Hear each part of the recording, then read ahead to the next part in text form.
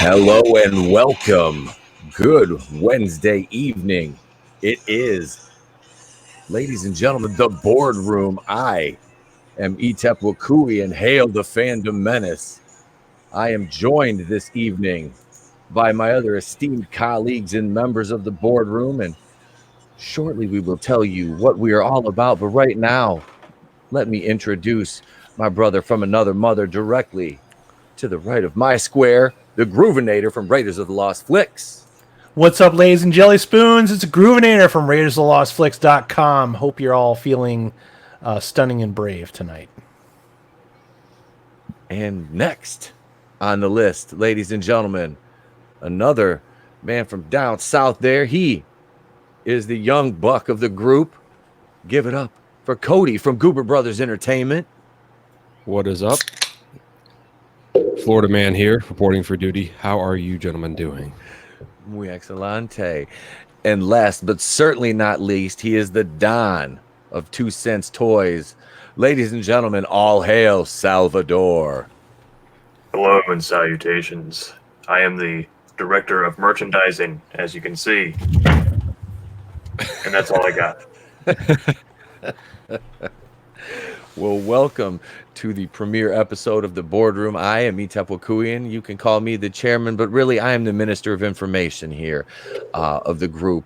And before we get started, we've all got a certain role in the group. Groovinator is, of course, our minister of cinema. I'm the movie guy. Yeah, you can call me guy. Minister of Trash Cinema, Minister of Exploitation. Yeah. The minister of hitting my goddamn microphone. Actually, that really is my title in Doomcock's patronage. I'm Minister of Exploitation. I love it. And of course, we have our supernatural representative from the Florida Man delegation, which is Cody. Goober Brothers Entertainment is all about Florida beer and spooky shit. Hey, Goober, you notice how the East Coast guys are all conveniently on the right of this stream right now, as far as the assortment of Hollywood squares. We're all on the East Coast. Yeah, It feels kind of racist right now, guys. it does. It feels not feeling very stunning and brave right now. Yeah. Pretty woke that you white guys would be against us white guys.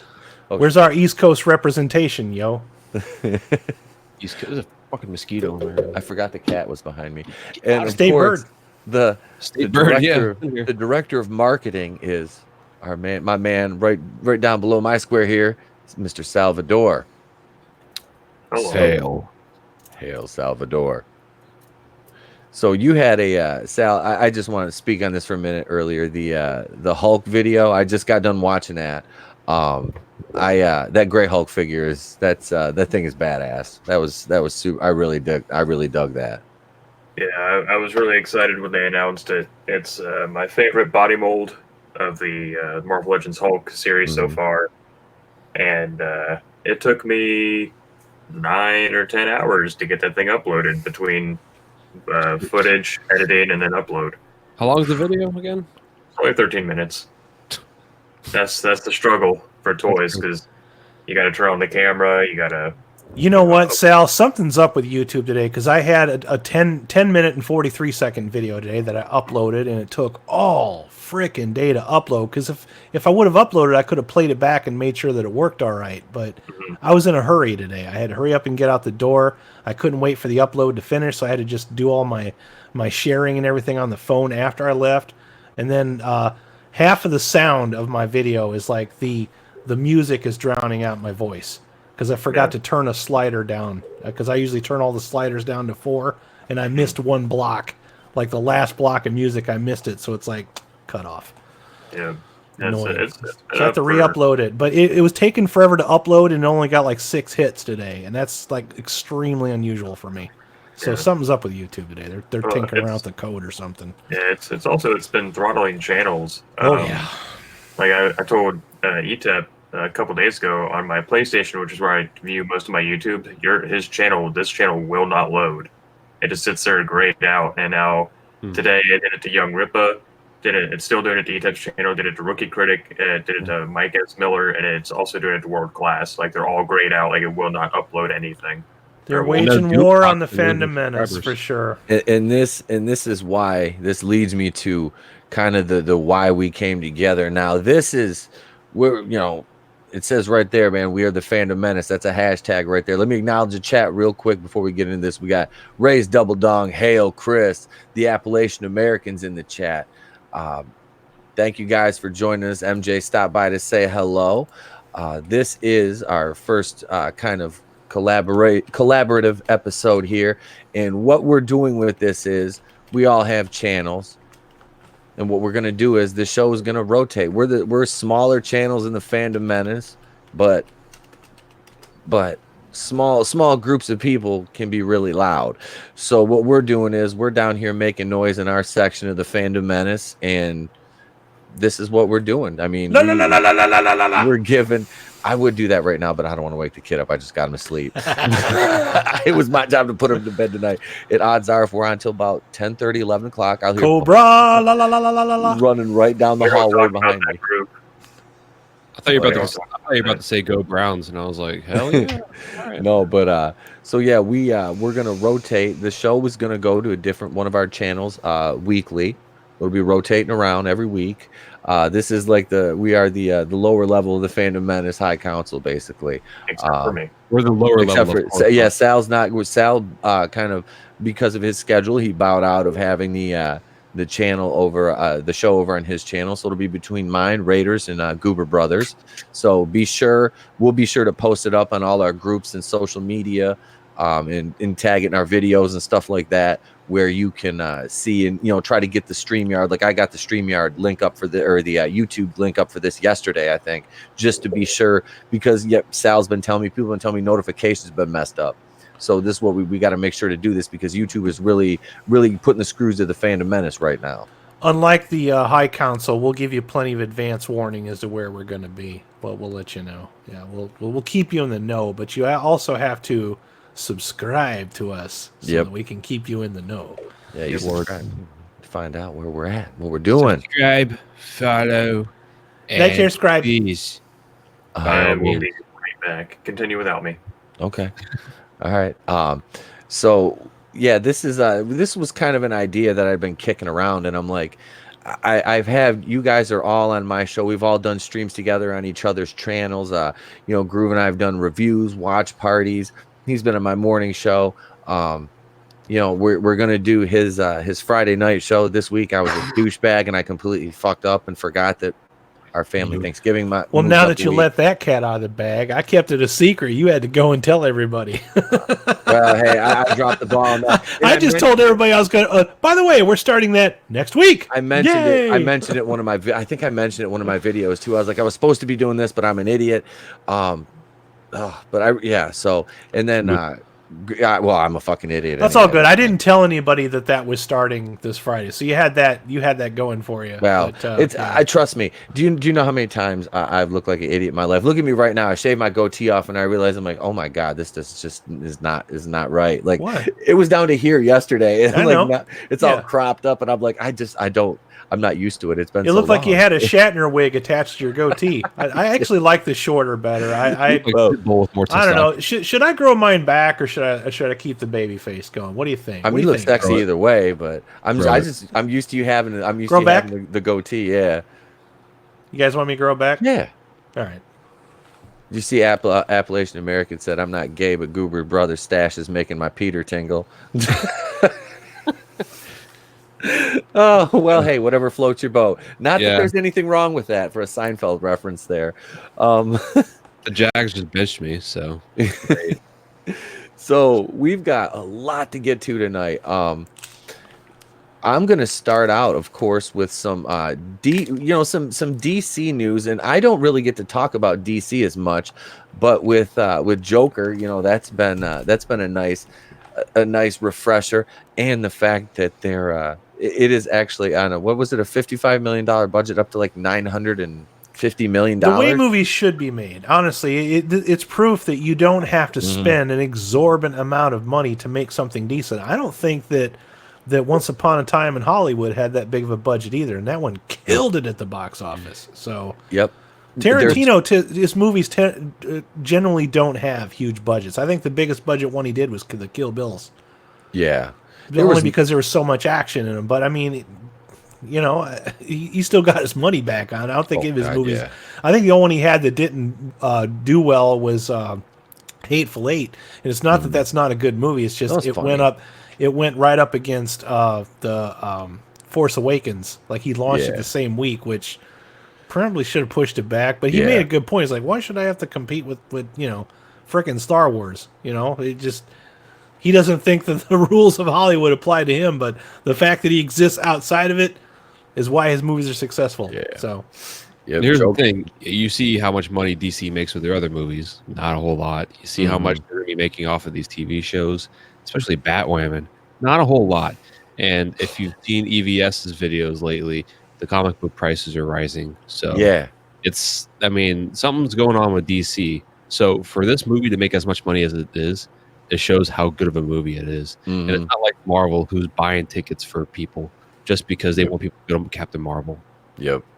So. No, that was the thing too. Like Joker had no CGI.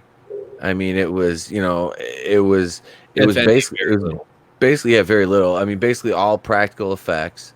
I mean, you know, there wasn't, you know, Joaquin Phoenix wasn't in front of a green screen very much, if at all.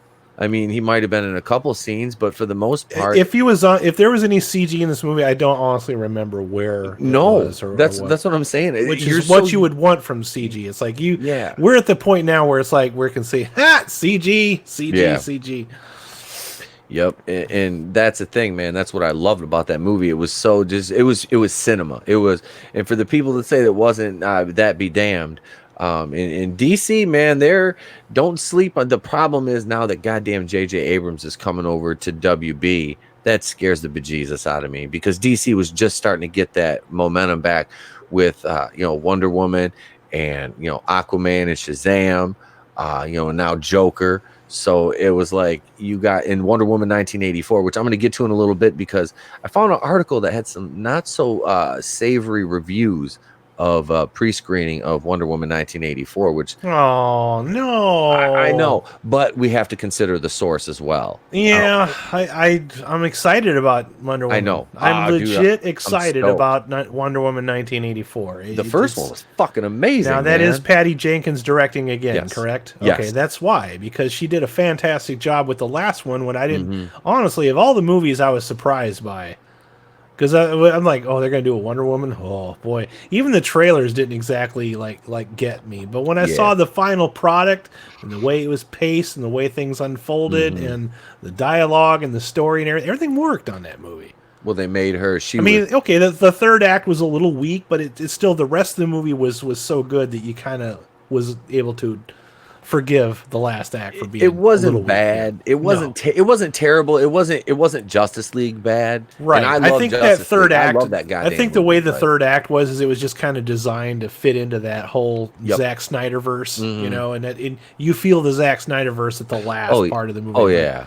But definitely. The origins and the build up and all the scenes on the island. Oh man, was it awesome. Themyscira or whatever. Themyscira.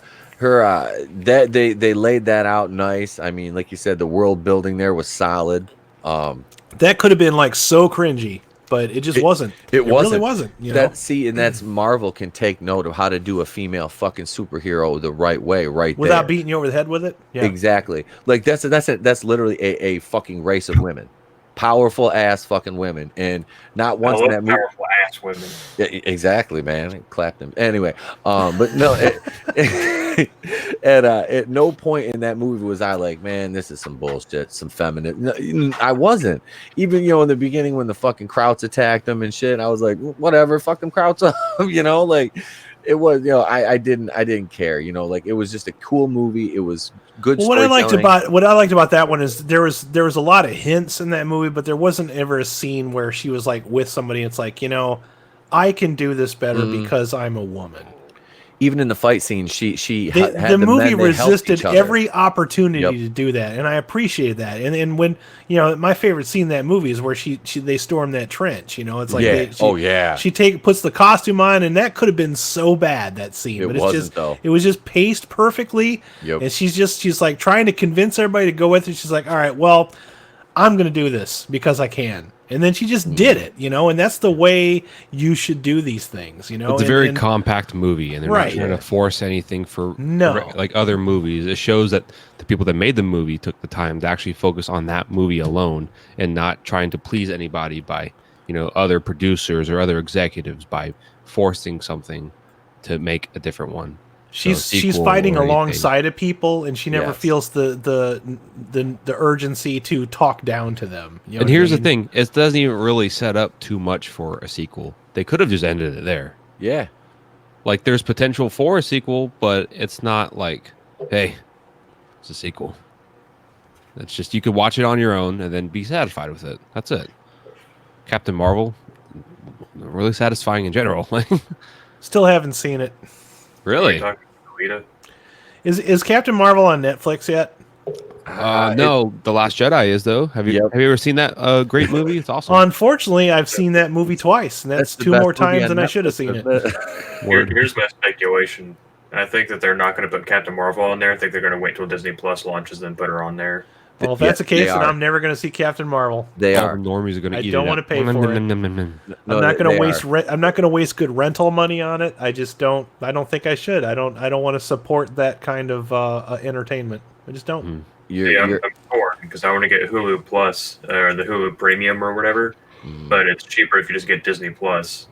So I don't know if I want to cough up the extra dough for Hulu Premium or just go with Disney don't. Plus. I did my free trial of Hulu, Sal, just so I could watch Letterkenny. I wanted to finish watching that, and I managed to get through all 7 seasons within the trial period.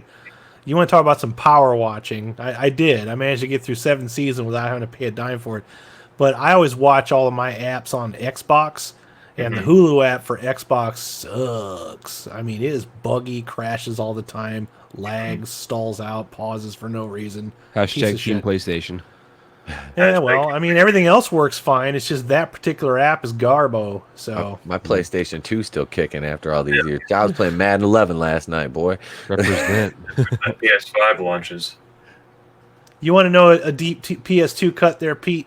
God of War and God of War 2. Those are some good games. I played God of War on that actually. Sal and I were talking about. I'm gonna once I start lifting again, I'm gonna do a goddamn Kratos cosplay. Yeah, God of War and God of War 2. Those games were Trey can be fun. boy. Oh man, boy. I already told you. Like, you let me know when you're ready, and I will make the axe for you. That's gonna be fucking sweet. I would seriously, like I said, man. It'll take me about 4 months in the gym and eating about back to my normal eating, and I'd be in shape to do that. No more Pizza Fridays. No, hell no. You still got to have Pizza Fridays because that's a cheat day. That's your cheat meal right there for the weekend. I had Pizza Wednesday this week, but I'm not on a diet, so it didn't really fucking count for anything. I just ate a fucking whole large pizza tonight. Pizza sounds good. It was delicious. I'm not gonna lie. Fuck you, Pete. Well, I do have a pretty mouth. Let's see here. You're giving me too many options here, Pete. No, Captain Meh has been announced for Disney Plus though, and I'm getting it free. A TV? A TV show? Oh, you mean that they're putting the movie on? The Disney movie, Plus? yeah, they're putting the movie on there. Who cares? Yeah, the only reason people went to see that shit was because they sandwich it in between Avengers movies. Yep, it was on the. That's why they haven't announced a second one yet. That's why everybody is. Because they know nobody's gonna go see it. Nobody gives a shit. Oh well, Captain Marvel when it comes out, well, nobody knows who or what or why, but. Damn, they yell at you for saying it's gonna fucking be here, you misogynist bastard. Well, they don't have anything to hide it in between. But I think when I get to my Marvel section, I'll talk about that a little bit more because I think they're starting to develop an area to kind of tuck this into now, and it'll be tucked like Buffalo Bill. I think is what. Would you like fuck me? I'd fuck me. I'd fuck me real hard. Horses. Over you. But so back to the Wonder Woman. I'm going to screen share this here. This was about that test footage that they hang on a second that they said it didn't go very well. Oh no! I know. I was kind of like, oh really? I take that with a grain of salt, though. Yeah, that's what I said too, man. Because this is it's cosmic book news.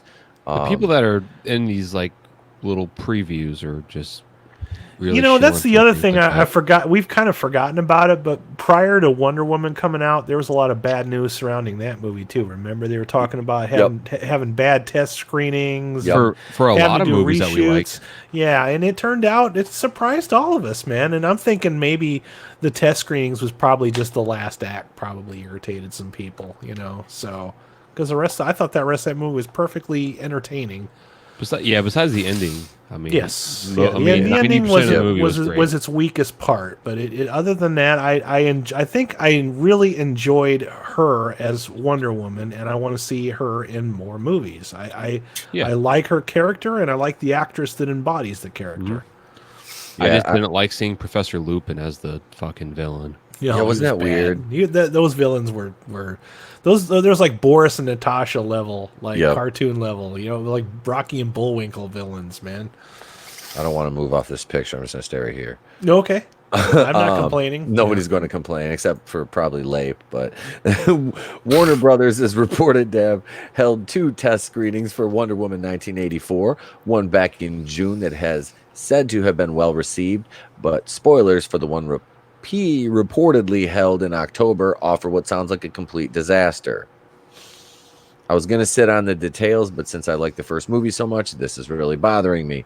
I'm not sure if they have the time to change things because it's more about the story than anything else. But if the details are legit, I don't know what to say. Yeah, it's bad in my opinion. Why wouldn't you just type in my opinion out if you're writing an article?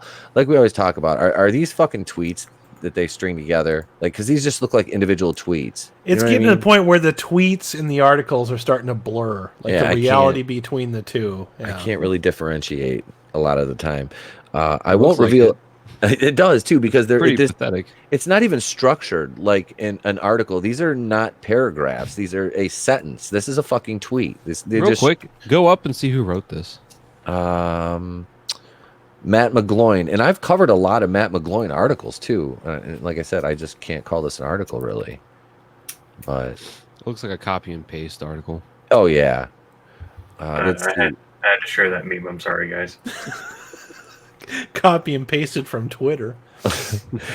Yeah, it's that bad in my opinion. I won't reveal everything that was said. See, IMO. You want to put that in an actual article and publish it. It's that bad, IMO. Yeah, this is a tweet, Pete. Yeah, try running that by an actual editor and see if that shit flies. Editors? They don't got no fucking editors. You know what the editor is? It's whatever software is in that upload server. Microsoft Word is my editor. Let's see. I won't reveal everything that was said, just some of the bad parts. Again, IMO, but massive potential spoilers. Jesus, twice in the same article. Fuck you, Cosmic Book News.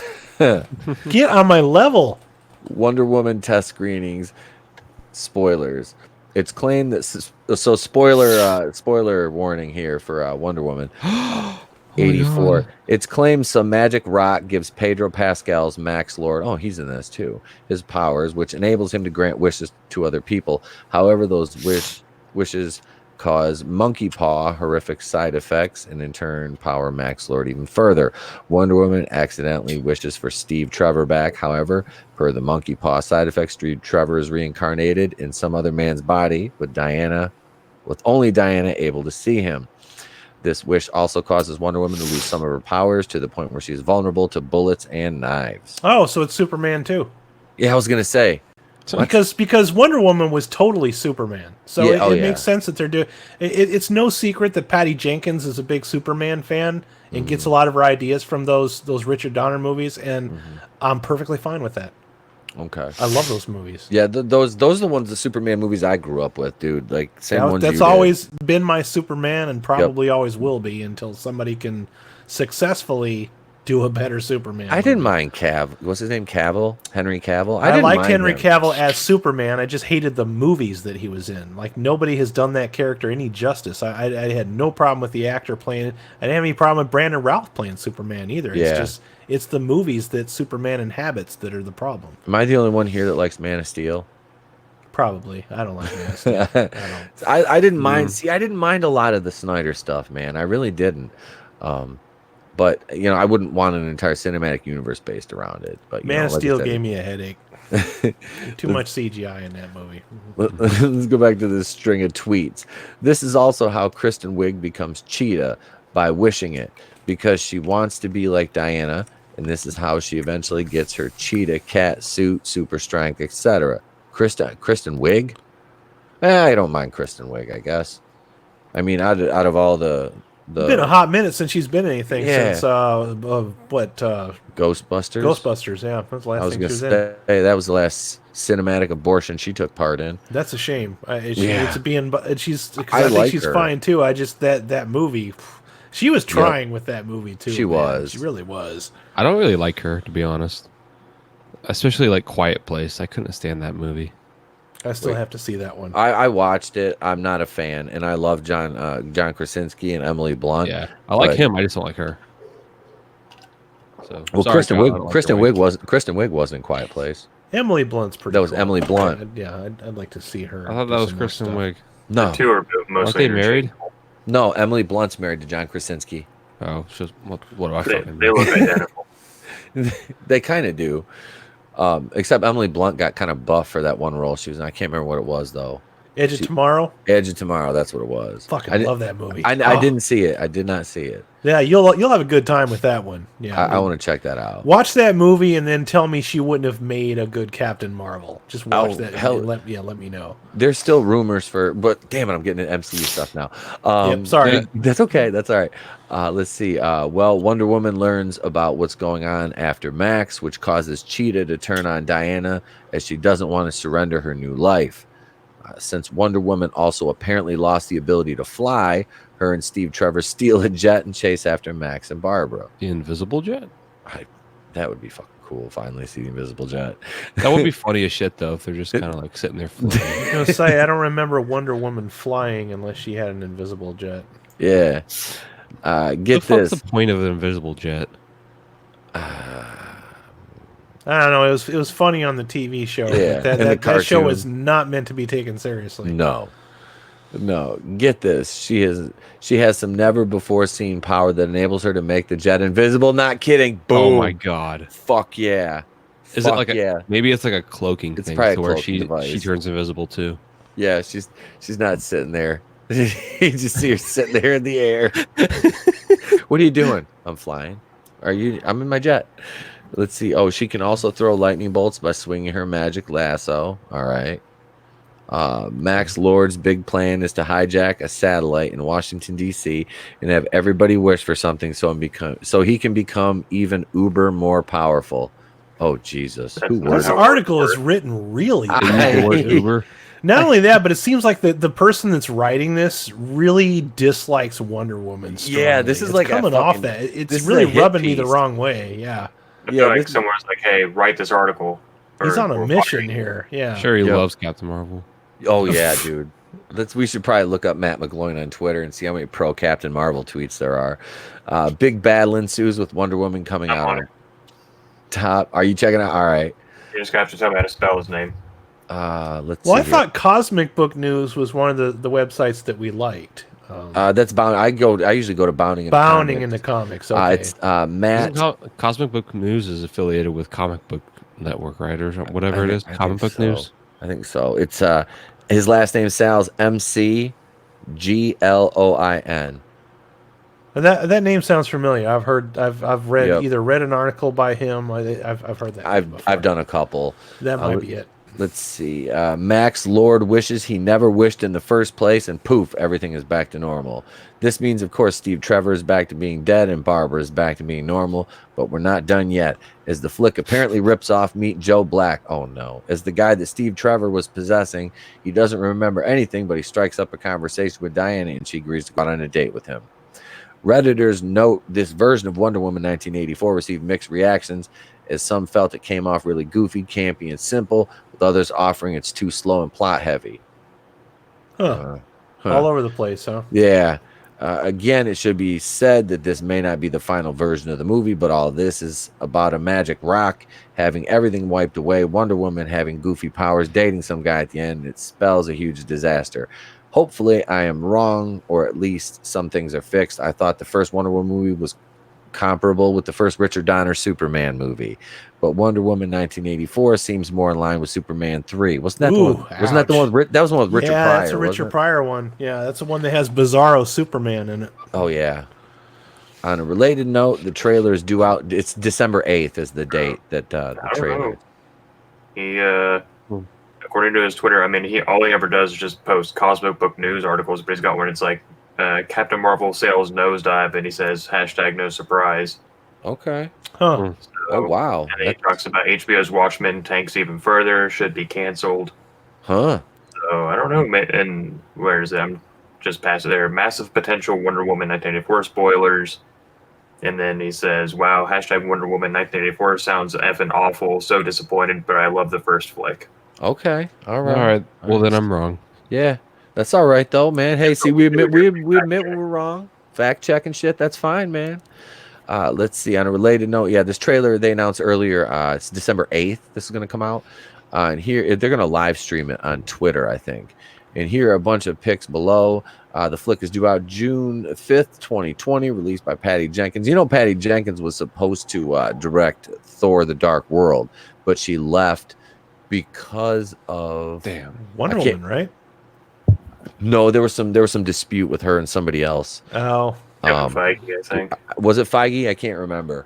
Yeah, long story short, there was a dispute. I'm pretty sure it was with Feige, and so he booted her off, and that's what caused Natalie Portman to go poo-poo on the whole idea, and then they threw a whole bunch of money at her, and so she unenthusiastically held up a hammer on stage. Yeah. Jeez. Ugh. All right, Cash rules everything around me. Cream and some money. Dollar bills, y'all. Let's see. Here's some images. I love this new armor. Damn. Yeah. I really do. That guy, she's just like, I'm sorry, man. Gal Gadot she's like hypnotically, she's just beautiful. I've seen this poster, except every time I see this poster, all I can think of is the music from Xanadu. Remember that one, Pete? Xanadu. Yeah, I do. That was fucking what, Olivia Can you believe we are magic? Oh, my mom used to listen to that. Awesome. My dad told me that when he went and saw it, and it was the first movie that he ever stood up and walked out on. Xanadu? Oh, yeah. So this is back when Blockbuster was still around. I miss Blockbuster. I rented it as a joke and brought it home, and I was like, you got some unfinished business, Pops, and I put it in, and that was the first time I ever shut a movie off, and I couldn't finish it. And it was supposed to be a joke. And watch party on my channel, everybody. To put Xanadu on, see if I can get through it. Because I like the music, because that's ELO, and ELO did it. And he said that's the only reason why he went and saw it was because ELO did the soundtrack. Yeah, ELO and Olivia Newton-John, which is a winning combination. But the movie I heard, not so much. Really bad. I have the soundtrack for Xanadu, but I've never seen the movie. It's a great fucking song. Yeah, great music. Sounds like a terrible movie. What a shame. God, but yeah, she does. She looks like she's ready to do like the first act of Staying Alive. Yep. Let's see here. What else we got? Okay. That's like a Zales commercial. Zales. Got some lens flare going on there. Yep. I can dig it. Yeah. Oh, hello. Yep. She's like, if you put her next to Brie Larson in like their outfits, like, I mean, there's not even a comparison like to who actually looks like a superhero. Like, rename it. It should be Wonder Woman, Love and Thunder Thighs. Like she could come in, Pete, and say, I want to speak to your manager, and I would enthusiastically go and get my manager. You know what I mean? Yeah. I would pretend to be the manager. Yeah, I would. I'd be like, hold on. I'd go like under the counter and then come back up and say, hello. Hello, I'm an entirely different person. How may I help you? I'd pretend to be corporate. Hey, check it out, man. This is fucking the chick from National Lampoons right here. Oh, yeah. This over here, there's my man, Larry Hagman. That's motherfucking Dallas right there. Yep. Dun, dun, dun, dun, dun, So you got National Lampoons, and it looks like David Bowie down in the right bottom right corner. What'd you say? Blade Runner? There's the umbrellas, like the light up umbrellas. Up here? Yeah. I don't That know. is very possible. I mean, I'm looking at a small screen on a smaller screen on my laptop, so. Yeah. Love Boat over on the left. Yep. And maybe the Fall Guy next to it. Yeah. $6 Million Man. $6 Million Man. There you go. Here's Chris Pine. And I like Chris Pine, man. I do too. He's a fantastic actor. He's such a good actor. Chris Ponsall, baby. He'll do the best that he can with like the worst script, and you're lucky if you're a film director if you can get Chris Pine in your court. You're a lucky guy, seriously, or gal or whoever it is that's directing, because he can take a complete shit script and still bring something to it. He's got short hair. He can play Captain Marvel. Things of that new Star Trek movies. What's that, Sal?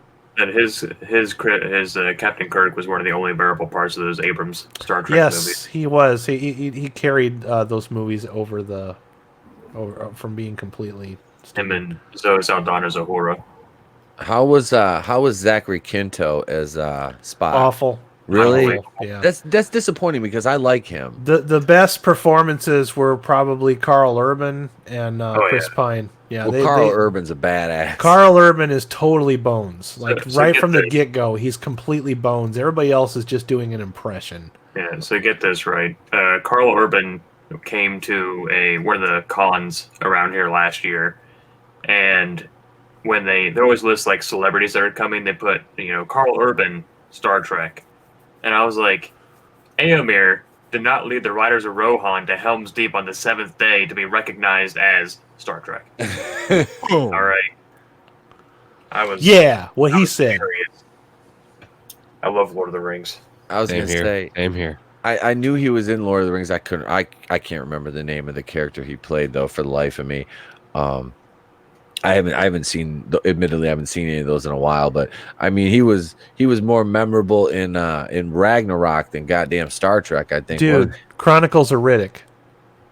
Oh, he was in that too, wasn't he? He's a badass in it. He was also arguably one of his, if not his most badass role, Judge Dredd. Yes, absolutely. He was the best version of Judge Dredd we ever got that nobody went to go see. People want to shit on remakes all the time. That one was fucking solid. Yeah, I haven't seen the new one. Oh dude, my God, Dredd is almost like watching a good Punisher movie and a good Judge Dredd movie at the same time. Like he could have fallen into either role and nailed it. He's just he's stoic. He's exactly like the comic book character.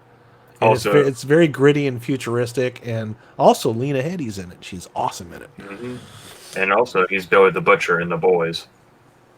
Oh yeah, I've seen him in the promos for that. It's still in my queue. I haven't watched it yet. It's worth watching. I watched the whole thing, and it gets a little preachy at times, but it's negligible. Like everything else balances it out completely.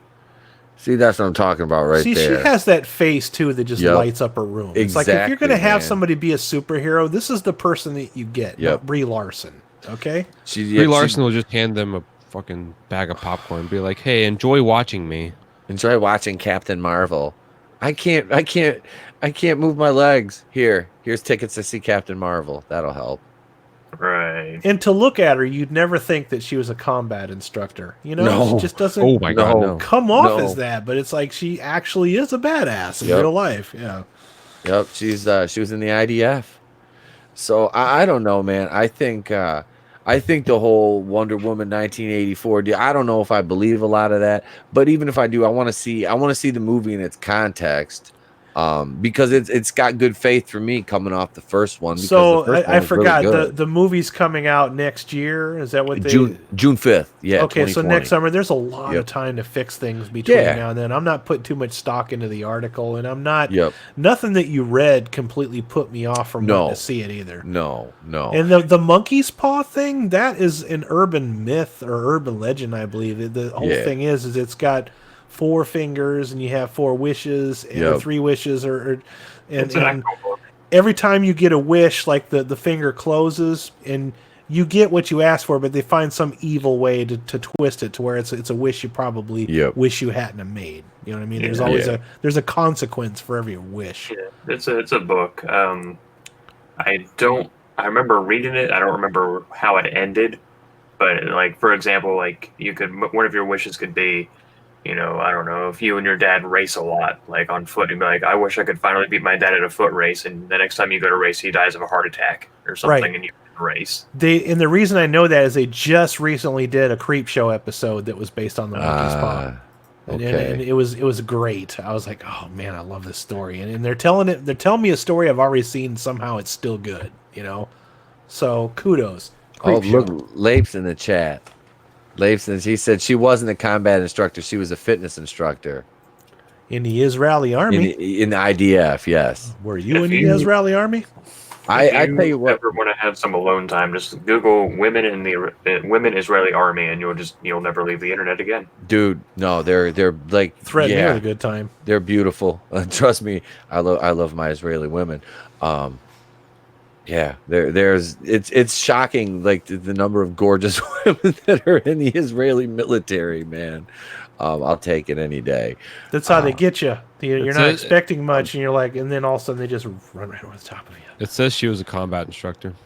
Okay, that's what I thought. Like, because I thought I'd read it before, but let's see. Okay, I read it on multiple occasions. I was like, I was second guessing myself, but.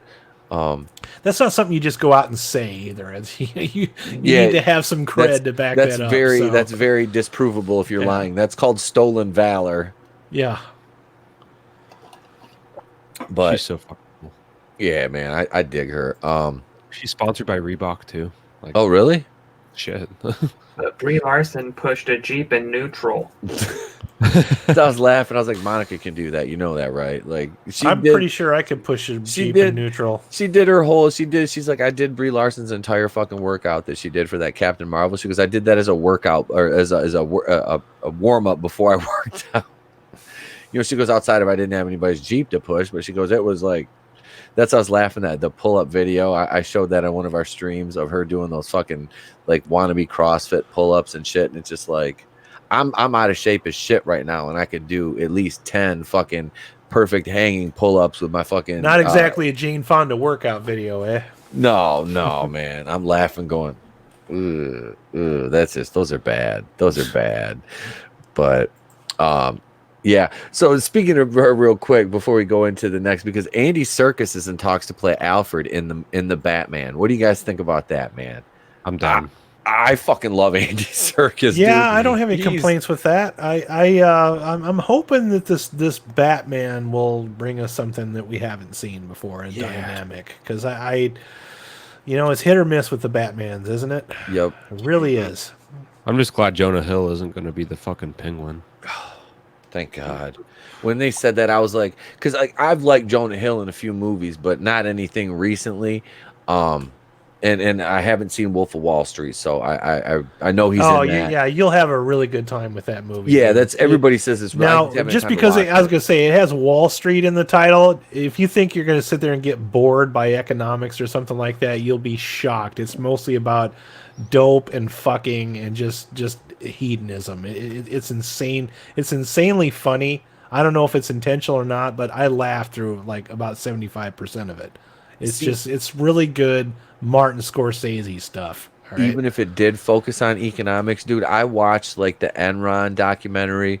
If you ever seen Too Big to Fail, stuff this like, is better than that. No, yeah, I'm just saying. I watched those for fun. I watched those for fun. Like I love that shit. Yeah, this I is watched like those for fun. So no, this you know what the blueprint. You know what they wanted to make this like? They wanted to make it like Caligula. And if you're familiar with the movie Caligula, it's not quite that bad, but that's what they were using as a reference point. I mean, They waste no time. There's like 5 minutes into the movie, and you see Leo DiCaprio snorting coke out of a hooker's ass crack. You know, I mean, that sounds like a good. I'm watching this movie. I'm like, I can't stop watching this shit. It's fucking great. I love that movie. And he's married to Margot Robbie in that movie too. So I'm sure. Oh yeah. She's completely naked in that movie. Well, that's not a bad thing. Full frontal, buddy. Well, shit. Sold me. Yep. So, you're sold. Yeah. So now, speaking of things, let's see. I won't read through this whole article. I just want to kind of hit some bullet points in it here. This is Andy Serkis is lined up to play Alfred Pennyworth in the Batman. by Charlie Ridgely from comicbook.com. Matt Reeves is wasting no time getting his Gotham City put together. Robert Pattinson is going to be playing Bruce Wayne, a young crime fighter set to have his butler. Men are locked in, according to the Wrap. Black Panther and Lord of the Rings star Andy Serkis has been cast to play Alfred Pennyworth in the upcoming film. After a villainous turn in Black Panther last year, Serkis is looking for a role with the protagonist once again. Many have hoped and theorized that Serkis would end up in some sort of role in Reeves' Batman films. The two have worked together quite a bit in previous years. Serkis starred in Caesar, as Caesar and Dawn of the Planet of the Apes and War for the Planet of the Apes. Those movies are so good, dude. Both of which are directed by Reeves. Serkis indeed signs on to the Batman. He'll enjoy a star-studded cast that fans have already been getting more and more excited about with each announcement. Patton is portraying the Dark Knight himself, with Zoe Kravitz as Selena Kyle, a.k.a. Catwoman. Paul Dano is the Riddler, and Jeffrey Wright is Jim Gordon. I saw Jeffrey Wright made some. Oh, Jeffrey Wright's in it too? Yeah, he made some. I love him, dude. He's amazing. Somebody posted some article with him. He made some comments that were, it was, I can't remember what it was. It was something kind of offhandedly, like to where I just kind of cringed when he said. Yeah, you don't want to follow his politics. I wouldn't no. subscribe to his Twitter feed, but him in the movies, I most of the time I enjoy. Yeah, he's a good actor. I got nothing. He's been really good in the flicks. Remember when he was Peebles in the Shaft remake? Oh God. Let's see. Tiger Woo. But yeah, so that's the gist of the article right there. Is they're trying to get Serkis in this role, whatever. He's locked into this role now. I like it, man. I mean, look at the people who've played it. You have Michael Caine. All right, Michael Caine with Christian Bale is a good pairing. To me, Robert Pattinson, you kind of need somebody to offset his just vanilla. I mean, I just see. I don't really. I've seen like what. Hey, cat, knock it off. Fucking cat's eating my office decorations here that are on the floor. Yeah, it's all right. It'll get his stomach later. Serves you right. But no, man, like Andy Serkis, he's solid. I think he's gonna be he'll be a good offset and balance for Robert Pattinson, who's just basically vanilla. I mean, he is. Have you seen Robert Pattinson in anything outside of like Twilight stuff? Harry Potter. I don't think I've seen him in anything. Water for Elephants with Reese Witherspoon. He co-stars with Willem Dafoe in The Lighthouse, and it is spectacular. Yeah, okay. You said you saw that. Okay. Because I'm kind of hoping Robert Pattinson will be like the next big surprise. Because I like it when you bring some actor in that hasn't done this kind of like Heath Ledger was as Joker in The Dark Knight. I'm hoping Pattinson will do something like that. And Matt Reeves, I mean, those Planet of the Apes movies should have been terrible. They're all amazing. I mean, each one got progressively better. I'm hoping this will be something amazing, man. I want to see something amazing, more amazing stuff from this franchise. And rather than double down and make a Joker sequel, put all your efforts into the Matt Reeves Batman movie that's been in development hell for how long now? What, 3-4 years? Mm-hmm. Yeah. Okay, so I will tell you, here's my plug about The Lighthouse. Because when I went and saw it, I was literally the only person in the entire theater. Damn. So that's the one that just came out recently, yeah? Mm-hmm. It's a quote in select theaters, but like... Oh, one of those. Okay. Art house film. Gotcha. Out of the 8 theaters that are nearby, 7 of them are playing it. So I don't know how select they're being. Now, if you go and see it, just an advisement, it takes place in the turn of the century at the 1890s. So there's period accurate language and jargon and slang. Okay. And Willem Dafoe plays a really crusty old sailor, so he speaks with a lot of the old jargon that we used to hear. Okay, cool. And has the kind of the Popeye accent. Gotcha. On top of that, Robert Pattinson speaks with that kind of, that 1920s accent you see, like kind of like that. Yeah. And on top of that, more jargon. It's all in black and white, and it's shot in the old aspect ratio. So think of like widescreen versus full screen. Yeah. So you get those black bars on the side, and I think it was shot in 35 millimeter. So it was shot on like actual film, not how they're like, oh, we're using the same film cameras for episode 7. That's weird. A lot of that looked digital to me. But Yeah, it's not a jump scare, like gory horror movie in the traditional sense. It plays on what I call primordial fears, like things you're instinctually afraid of, like claustrophobia, isolation, things Okay, like that. yeah. See, I like stuff like that. Alright. Okay, cool. And it doesn't like outright scare you, but if you've seen The Witch or Hereditary and you like that, and it left you with that kind of creepy, uneasy feeling, and you're like just felt like you had the flu without being sick, that's what that movie does. I could have stand The Witch. You know, I didn't like haven't that seen one either. either, Cody. I haven't seen I felt I loved nothing when that movie was over. It's like I liked it up to a point, but then when it just goes tits up and becomes a complete horror movie, I'm just like, what did I just watch? The fuck? Did they hated just take goats the after movie that and just movie. throw it out the window, or what? When did that one come out? I The don't even- Witch, Yeah, like 2 years ago. I don't even remember that one. 2014. Yeah, I really liked that one. I didn't get into it. I just I'll have to couldn't check get it out. into That'll be one I'll have to check out too. That's another one where it takes place, I think, in the 1600s or the early 1700s. It's all period accurate language, so there's a lot of. It's easier to watch with subtitles on, and one of the things that really makes me appreciate it is that everything, including the clothing, and even they built that house for them. They built it using period accurate technology. Like they used hand tools to make it. They didn't like just prefab it or something. Damn. That's So solid, it also plays into a fear of the unknown kind of thing. Like, and spoiler, basically, Thomason, the girl, she went on to play something else recently, and I cannot remember what she was in for the life of me. But some bad things. It's during the Puritans in America, and the family gets cast out for having wild beliefs, quote unquote. And then bad shit starts to happen to them one after another. And they blame her, call her a witch, and all this kind of stuff. And she eventually it's one of those things like if you call someone something enough times, they become what you tell them. And it's kind of that evolution. It's really interesting. Okay.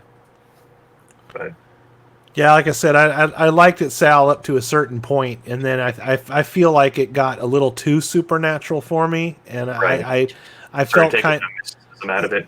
I felt kind of cheap by the time it was over. I was just like, I think maybe they should have left some of that ambiguous. You know what I mean? Yeah, they went more literal and less metaphorical. Exactly. There you go. Yeah. That if it would have stayed a little bit more ambiguous, I think I might have enjoyed it more. I'd give it a higher review. But yeah, I ultimately didn't like it. Which the lighthouse is 100% a metaphor. It's if you're familiar with the myth of Prometheus. Yes. It's Prometheus. Cool. Sounds like it has a little bit of a Lovecraftian thing going on there too. And I like stuff like that. Very, very little. The trailers would lead you to believe that with all the tentacles and the water and all that, but it's he talks about Trident and Poseidon and all them. There's a lot of like old sailor folklore about killing he says seabirds, which for us is like an albatross, but they use a seagull instead, and it's really I really like it. Cool. I'll check it out. Nice. That's I like I said, I haven't heard anything bad about that movie at all. So that good cast. Like I said, William Dafoe is a hell of an actor, and if you say Robert Pattinson's good, maybe he's come a long way since the days of Edward Cullen and Twilight and all that bullshit. So. Well, that's just it. I hate to see actors get typecast because there was a moment in time where I wasn't a real big Leonardo DiCaprio fan because everything that he was in was like a teen heartthrob type movie, and then all of a sudden he made The Aviator, and I took everything he did seriously after that because it just his career just kept going up. I'm like, holy shit, this guy's amazing. I got dragged to the damn theater to see Titanic 3 times with 3 different girls. I hated that motherfucker. Wow, I'm sorry. I hated that motherfucker, but he got me laid. It will get you laid. He did. Yeah. Oh shit. But no, so that's 2 movies that got me laid for sure. Was Forrest Gump and fucking Titanic. Forrest Gump. Yeah, Forrest Gump. I took a couple girlfriends of Forrest Gump. Sorry, Jenny. I'll take care of the AIDS, baby. It doesn't say Johnny. I'll raise the egg, baby, Johnny. There was a comedian at the time. People viewed it differently. There's a comedian who joked about that. How people are like, they think it's so romantic. It's like, no, it's not. She only came back to him because he got money and she had AIDS. Yeah. It wasn't even his son.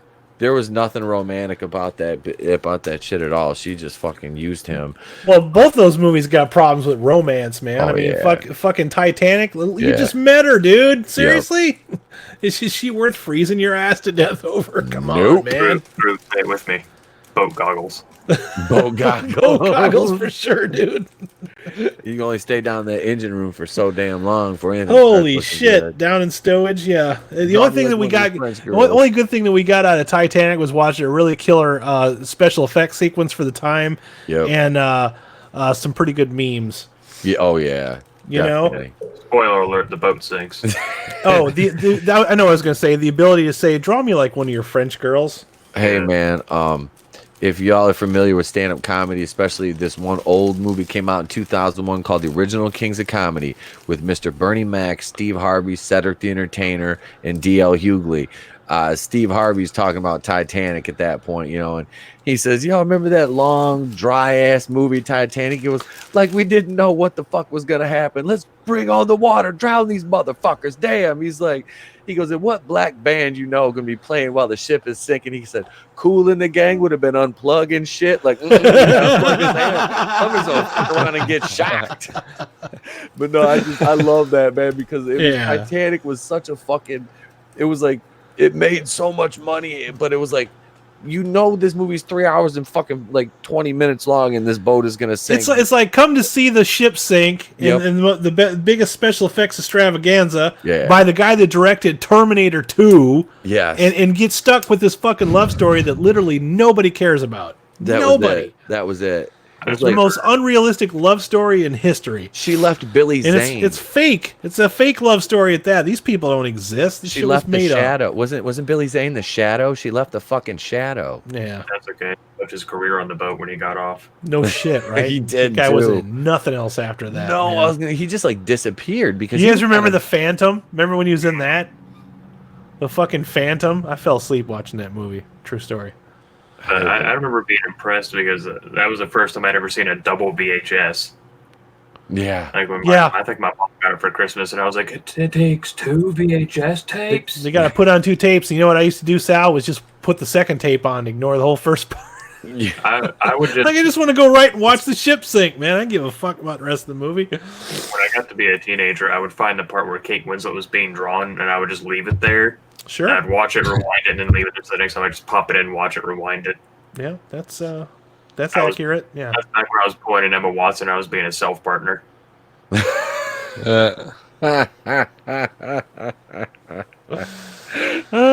Oh, good times. Can't tell if she's being serious or if she's kind of just like trolling people. Emma Watson, just tweet me, girl. Just tweet me. Yeah, I'll be your partner. Just tweet me. I'll be your Huckleberry. Yep. I'm your Huckleberry. I'd prefer Emma Roberts, but I'll take Emma Watson. Emma Roberts? She might be woke and shit, but she got money, she's educated, and she's hot. So Emma Stone too. All the Emmas. Emma Stone. Yeah. Emma Stone. I can't sleep on Emma Stone. I would. Yeah, I would too.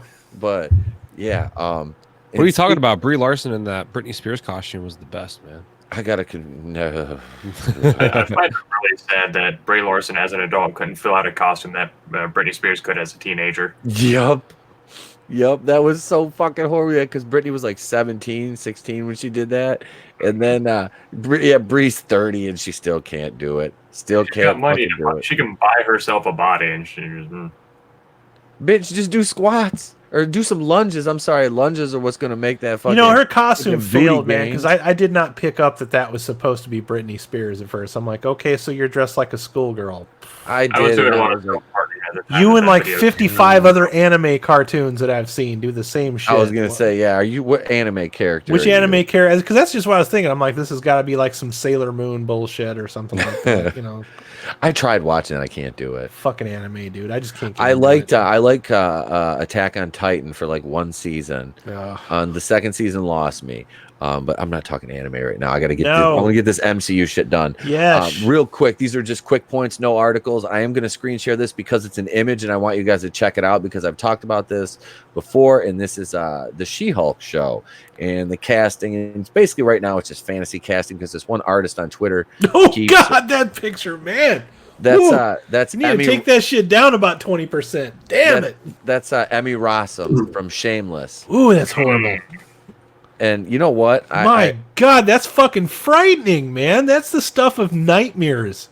It looks like the buff, like None. Is that a real picture, or did somebody Photoshop this? That's It's like photo. It's drawn. Photoshop. That's a very bad Photoshop, drawing, yeah. Photoshop, whatever it is. It looks like something out of James Cameron's Avatar. That's Who's good. in the background? 90s with some reboot graphics. Ooh, God, that's bad. That is a terrible picture. That is such She's hot though. Emmy bad Rossum picture. is sexy. I She wouldn't. was I good would. as, like, I mean, she wasn't good, but she looked good as Bulma in the Dragon Ball Evolution movie. I Dude. say I never saw that. So, You don't. but yeah. So I just wanted to share that with you because so far they've had as far as their kind of fantasy casting for that role has been Stephanie Beatrice from Brooklyn Nine-Nine and Rosario Dawson that the same artist has done like those renderings of Rosario Dawson's awesome. Her I actually like. She's a good actress, but Yes. not as She-Hulk, yeah. What's his nuts? The fucking. I just saw her in Zombieland too. I just saw that like last week. I And just remember her. She was awesome in that movie too. I just remember in Clerks too. Never go ass to mouth. I'd go ass to mouth with you. What you should do is put yourself on a copy of Alexander and watch that with her in it. You won't regret it. Oh, Alex, is that with Brad Pitt and all them? Colin Farrell. Colin Farrell. Okay. I haven't seen that one. Just Google Oh, yeah. Rosario Dawson Alexander and you'll be happy. All Oh right. yeah, and Colin Farrell is supposed to he's in talk to play the Penguin. Yeah. A little tall, don't you think? Yeah, I was gonna Little say. bit. I feel like the person that's in charge of this casting probably only knows the Penguin from Gotham, where it's that one dude that's a little taller. So they're like, this is fine. This is normal. Yeah. You know who else plays a really good Green Lady, Pete? Who? Zoe Saldana. Yeah. And everything. Yeah, dude. Yeah. Zoe Saldana could, she could pull that role off, but she's already, Gamora. So and Yep, they're she's still- already Gamora, they're but still she using- pulled it off, man. She was awesome in those movies. Oh, absolutely. What about Serena Williams for She-Hulk? I don't mind that. Has at she ever all. done acting? Oof. Oh man, you hit me right in the sweet spot with that one. I love Serena Williams. I ain't gonna Isn't she married lie. to Zuckerberg? What's that? Isn't she married to Zuckerberg? Is that the other one? No. I don't Who's know. married to Zuckerberg? I know she married a white dude, but I don't know who it is. If he's like anybody, I thought he was just some like Zuckerberg's a cyborg. just an average dude. Like I didn't, He's Zuckerborg. Zuckerborg. yeah, I don't know. I knew she. He's Mark Zuckerborg. He starts Skynet. Yeah, I couldn't tell you who she's married to honestly, but she's fine. God damn, she's- Zuckerberg's married to some Asian lady. Oh, but of course he is. Priscilla Chan or Chan. Let's see. Priscillatron, another robot. Priscillatron, the Priscillatron 1000. Priscillatron 1000, married to Mark Zuckerborg. A robot's love story, y'all. There's nothing funnier than him talking about barbecue in that one video. I don't even think he know how to use a grill. Nope. Let's Doesn't see seem here. like he does. What else we got? Oh, okay. So a couple quick hitters. We got Ant-Man 3 that's been confirmed. Deadpool 3, and most recently, with all the buzz around it, Fantastic Four is probably going to come out on 2022. It's one of those films that they left slots open and they had projects that they hadn't announced yet, but they had dates reserved for releases. That's all going to come down to the cast, who they get to play who. They haven't. And this is a funny thing. Normally, you start to see these studios throw names around for who they want. to even see. do some drawing mashups and shit, like they're floating around with Wolverine being played by Harry Potter guy, Daniel Radcliffe. Daniel Radcliffe. They have floating around there to see if audiences would take it. Danny And DeVito's us on audiences board. are like, nope, we don't want Daniel Radcliffe. Sorry. The only two people that they have even rumored are Mr. Fantastic and Sue Storm, and it's been John Krasinski and Emily Blunt. And I didn't really like A Quiet Place. I didn't really like it. It was fucking boring. I was like waiting the whole time. Sorry. I did. It was just stupid. Alexis Ohanian, the guy that founded Reddit. My bad. I know What's it was one of those social media things. Oh, she's married to the guy that founded Reddit? Yeah. Okay. All right. I was like, yeah, because I didn't think it was Zuckerberg, but That's cool. Yeah. Some white dude that's good with computers. I'm pretty sure Yep. Zuckerberg just kind of builds his own wives. Oh, yeah, he's got sex. married to a hologram. Yeah, He because the has- barbecue he has- probably he has- cooks itself. Yeah. He made an app for wives. He made a wife app. That's what Facebook dating started as, is Zuckerberg's wife app. And he just basically. trickled it down to the minions.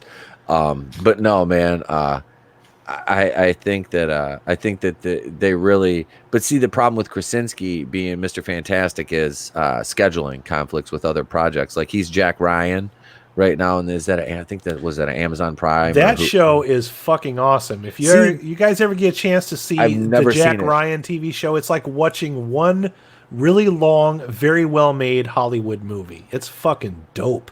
There's no CGI, all practical effects. Fantastic people playing those parts. The guy playing Jack Ryan, the guy that plays his chief, I forgot his name. You've seen him in a million TV shows. But that show is on another level, man. I highly recommend it. It's really good. John Krasinski is a good dramatic actor. He was in, what was that, 13 Hours? And he's fantastic in about Jack Benghazi? Ryan. Yeah, he's probably the best iteration of that character I've seen since maybe Chris Pine. Yeah, he's like I said, I like Krasinski. I like I said, I respected his acting and his writing for A Quiet Place. I just didn't really like the movie. It was too boring for me. Yeah, if you get a chance to watch Jack Ryan, guys, that is some quality entertainment right there. But I would definitely like to see him and Emily Blunt team up as, Mr. Fantastic. Was Reed Richards and yeah, and those Sue are two Storm. names I really like right there. So she's what it's going to come down to. I'd like to see that. I'd like to see the Fantastic Four done right just once. I think they will, or man. at least the best version of it, because they just never get it right. I watched Silver Surfer last night. Fan Four Stick, anyone? Oh, Alex swears by that movie. He digs that one, and I don't think I've ever watched that one. I watched the. That's because Alex likes to suffer. That's what it is. He likes. I can't talk, man. I review Batwoman weekly. This is true. Yeah, I do. You get a lot of clicks on those too, sir. Fuck. It's this point. Is it worth my sanity? You created an audience. You built a monster. You made your bed. Now you got to lie in it, sir. If after that show's canceled, they're gonna be like, start reviewing Supergirl, because that show will outlast the apocalypse. I think. I don't know how they hemorrhaged like 700,000 viewers last week. 700,000. And that doesn't mean anything. They didn't stop Doctor Who after they were hemorrhaging viewers either. So, like you said, they'll probably get 22 more fucking seasons. Yep. But so, I mean, the Fantastic Four movie, I think it's going to be solid. But, so I don't know. Like I said, that's I'm willing to give it another try. Yeah. The one that we should watch on our channels at some point is the Roger Corman one that never got released. The 1994 one. If you can get past the really terrible, awful, low budget special effects, they were trying when they made. Oh, that they movie. were. It's not bad. It's actually decent. Yeah. Who do you think should direct the Fantastic Four? I got my pick. Who do you guys? Del Toro. Could you imagine the practical special effects he could conjure up for the thing? The guy's actually on fire. Yeah, fuck him. Put your stuff out. I think Del Toro's probably a little bit above Marvel. I don't think he'd do Marvel. I don't know. Would he do a Marvel movie? He has a new movie coming out called Antlers that looks spectacular. After the way Hollywood dicked him over on trailer. Hellboy, he ain't gonna do another superhero flick. He's done. Yeah. I say Joss Whedon. He jump-started the Avengers. He could probably do it right with what they're going to end up doing with it. If they do kind of a campy like 60s style, and then they lead them into what they're going to. Joss Whedon's good with dialogue. Yep. Yeah, He could do that right. Okay, I could see that. I'm with Cody on that one. Yeah, I could go with that. I know Ethan Van Sciver doesn't like his dialogue, but I do. And yeah, it works. I'm a big Firefly fan, and the Avengers was amazing. So yeah, that could probably work. I don't think. But he's not going to go back to Marvel though, because he left on pretty bad terms with them, did he not? No, they're not going to let him come back either. Probably not. It. Yeah. I mean, if they fired James Gunn over some tweets. Well, he got to come back, so. Right, eventually. However, within the year. Yeah. However, God, I just brain farted his name. We were just talking, Joss Whedon. Joss Whedon. Cheated on his wife and got a divorce because of it, so now he's a misogynist. I'll tell you who I don't want directing Fan Four Stick or Fantastic Four. Taika Waititi. Fuck him or Tim Miller. Fuck that guy too. Keep them fucking idiots away from everything. Fuck Tim Miller. No, Fuck that Ryan guy. Johnson. Lord and Miller, the Lego movie guys. since they got Solo taken from them. Mm-hmm. The Wachowski sisters. Yeah. Ugh. We'll get to them. We'll get to them soon enough. So this is Coming. we'll wrap up. We'll wrap up my section right here and kick it on over to my man Sal Vador. Sorry, I was taking a pull from my vape and it gets kind of loud. I didn't want that to get in your eardrums. I thought you said poop at first. I was like, what? No, that was earlier. Yeah, so merchandising time. Merchandising. Oh, what a wild. Yeah, so in the world of Marvel Legends today, they've announced a few more waves. For those for the uninitiated, a wave is a series of figures, each coming with a piece to build another figure. No, I'm not talking to you, Siri. Fuck off. Sorry, my phone lit up because I said series. But each figure in that line comes with another piece to build another figure. That's where the term build a figure comes, often abbreviated to BAF. And they've announced 2 waves, an Age of Apocalypse line and a Spider-Man line. And they're really starting to reach the bottom of the barrel because in the Spider-Man line, they have 2 versions of Spider-Man that are not, nothing to write home about. They're like far cry, like far-flung versions from like the 90s. They have White Rabbit, who I had to look up because I'd never heard of her. They put Shang-Chi in that line for some reason. And then they have the Vulture. It was the only one that I bothered to pre-order. The Build-A-Figure, of course, being Demogoblin, which brings me to my point that in merchandising, a lot of the times they will create a Build-A-Figure that they know people will want to sell figures that they know that people don't want. In a roundabout way, what I'm trying to say is the Matrix movies are going to have really shitty merchandising. They don't have anything like that to fall back on. They're going to have to introduce a bunch of new characters unless they can drag Lawrence Fishburne back into it somehow. Because Neo's gone. It's not like he's been doing anything lately, though. They'll find some lame-ass reason to bring him back. And trying to ignore his daughter, who's now a prawn actress. You can look her up. Montana Fishburne, you're welcome. And, so Neo's gone. Trinity's gone. They're kind of, Mouse is gone. All those, I think Bishop's gone. They're all gone. So they're going to have to introduce brand new characters. And I think the last time they tried figures, McFarlane had the license. And McFarlane was known for making semi-articulated statues, which were not that great. They only look good in the packages. And then you take them out of the packages and you realize the massive flaws, man. Whoa. Yeah. We can also discuss Star Wars toy sales, how the newest toys that just came out on Force Friday are already on clearance. Are they really? What the fuck? Yeah, there's photographic evidence already circulating the internet of local Walmarts that have marked down these brand new figures that came out not even 3 weeks ago. Oh my god, dude. Oh, the facepalm is so real. Oh god. The Walmart section is like half the size of my head, and this shit's already on clearance. Oh my god, Sal. I'm going in there tomorrow. I got to do my grocery shopping, so I'm going to go over and check, and I'll be posting probably like a quick little cell phone video on the Facebook group if I see some clearance. Okay, when was Force Friday again, Sal? It was October, I want to say 4th or 3rd, something like that. Jesus, so not even a month later, already on clearance. Wow. Mm-hmm. That's a new low. That's almost like a whole video all by itself. You go to my Walmart and there's like nothing. No, yeah, I was there like 2 days ago, and I was like, "This is all you got, huh?" I don't even think I saw anything with Rise of Skywalker on. I saw some retro bullshit they were trying to push that I've already seen. The fun thing is that this is the very first Star Wars movie to not have a dedicated 3 3/4 inch line. Wow, Their dedicated Rise of Skywalker line was 5 and 5, like the He-Man scale.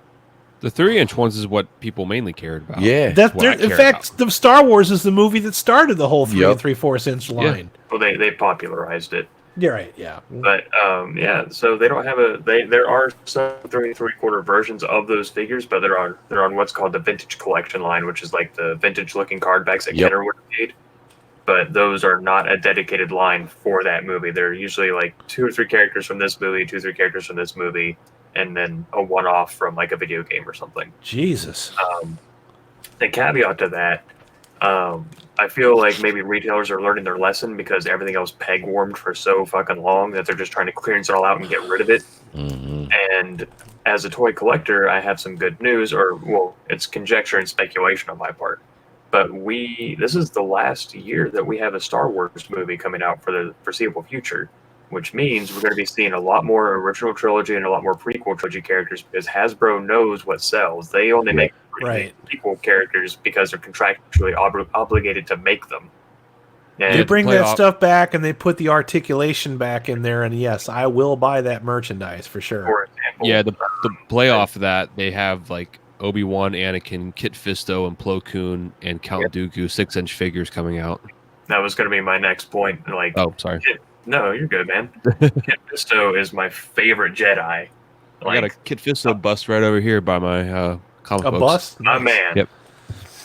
Like, that's the thing. That calls back to when we were younger. Grab it. Like, they made, figures of, like, the lesser-known characters of people who didn't even, like, Kit Fisto had no dialogue. But they look cool, and you'd buy them. Yeah. Egg and Kolar. In the new movies, they're all humans. Like, there's almost no aliens. Dude, Kit Fisto was a dope figure, and he has a cool name, and he just looks cool. He's a badass fucking Jedi, too. Kit Fisto, Kiadi Mundi. Yeah, there you go. Yes, sir. It's not really sure. Chrome bottom. Okay. But and this is my favorite Jedi out of the Jedi Order. Plo Koon. Hell yeah. He looks a little shitty because of that fucking napkin they're making him wear. Yeah, man, that robe looks like dog shit, man. That looks like some 1999 bullshit. Yeah, those are just like production images. I'm hoping that the final product looks a little different than that.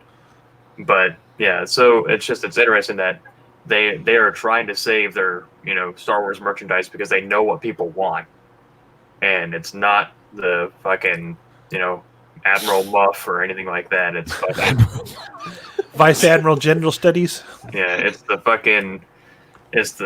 Jedi Council. It's the Siths. It's they know what sells and what doesn't. They know what side of the bread they have the butter on. Dude, the bad guys in Star Wars always sell the most figures, man. Yeah, all the Imperial officers. I used to buy all the Imperial officers, all the Stormtroopers, just to build a fucking like a big evil army for the good guys to fight.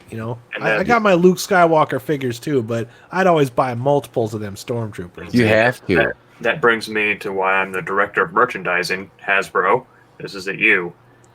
If you package even 3 Stormtroopers together at the 6-inch scale, 3 3/4 scale, whatever you want, 3 3/4, we'll go with that. Package 3 to 5 Stormtroopers together and sell it for $30, we will buy all of them. Oh my god! Everyone on the shelf. You won't be able to keep them in stock. They would have people fighting over those in the fucking stores, dude. You could just make like I mentioned earlier, entire waves of just Stormtroopers, and you will sell them like hotcakes because everyone likes to army build. Yep. Dude, Sal, you remember when he had them Stormtroopers on the Power of the Force line? They had them stupid jetpacks behind them. Absolutely. I used to buy all those and throw the jetpacks away. Hell yeah. Just to have more Stormtroopers, dude. I didn't give a shit. It's like, well, the Stormtroopers looks legit. I don't give a shit about the jetpack. What's this thing? Case in point, the Black Series had Dewback and Sandtrooper combo. They retailed at $60. I have 4 of them. Yep. I don't think there's anything weird about that at all. Stormtroopers are my favorite version of the Stormtrooper. At least sell them at the very bare bones, sell them in 2-packs. Yep. Yeah, this was my Saturday live stream. I built that. I spent almost $30 to get this just because I wanted the Dewback and the Sandtrooper. Nice. Like, I wouldn't even spend $4 on Admiral Muff. Like, Admiral Muff. And then, all these troopers that I had up at the beginning of this video, I bought all of them just a couple days ago. They're at a used toy. Well, it's like a video, like pop culture store. There's a chain around here. They had a bunch of used Stormtroopers. All these troopers, they were like $6 a piece. I bought them all. Nice. I would totally jump on something like that. You remember Suncoast Video when they were still around? I do.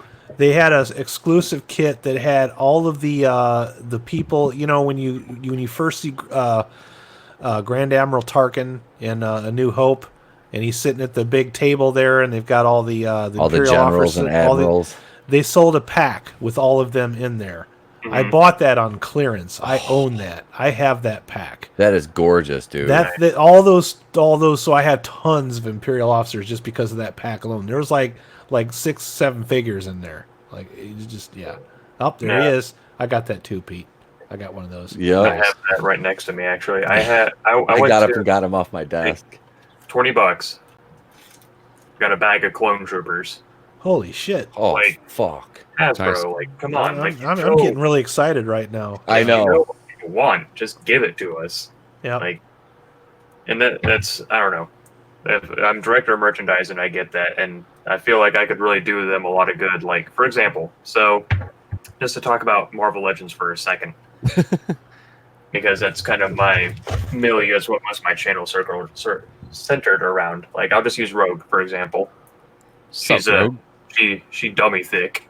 Yeah, what's up, man? But, so she came just like this. She came with one extra hand that was ungloved and no effects. People ask for different head sculpts. Like the thing is, all these people, they eat it up. They will get a brand new figure. Like, do I have him around here? No, I don't. That's fine. Like, we just recently got a new Cyclops in a 3-pack. I did a video about it because this Cyclops, the first one that we got, came just like this, no problem. But everyone wanted a Scott Summers head, like just with sunglasses, like he is in the cartoon most times. Instead of releasing a new figure, just release the heads. Like Beast, for example, came and all he has is white eyes and he's growling. People like, oh, he's right here, perfect. So the Beast that they released looks just like that. People wanted a closed mouth with glasses and a book accessory. Hasbro, mark it up at $50 and just sell us a pack of heads and accessories. People will buy it. Like, I'm having to turn to toy collectors would, yeah, definitely. And one of my favorite parts about Star Wars and G.I. Joe both did the same thing. Was when they used to sell the extra guns. Dude, I was just gonna say that, Adam. I was just gonna say if they sold a fucking accessory pack, I'd buy like those G.I. Joe every time, dude. All those, they throw a couple of peg stands in there and the extra guns. There he is. I used to load up on that shit because you never know when you're gonna lose a gun, or you want a couple extras, or you buy a figure that has some pretty lame accessories and you want to give it a good accessory.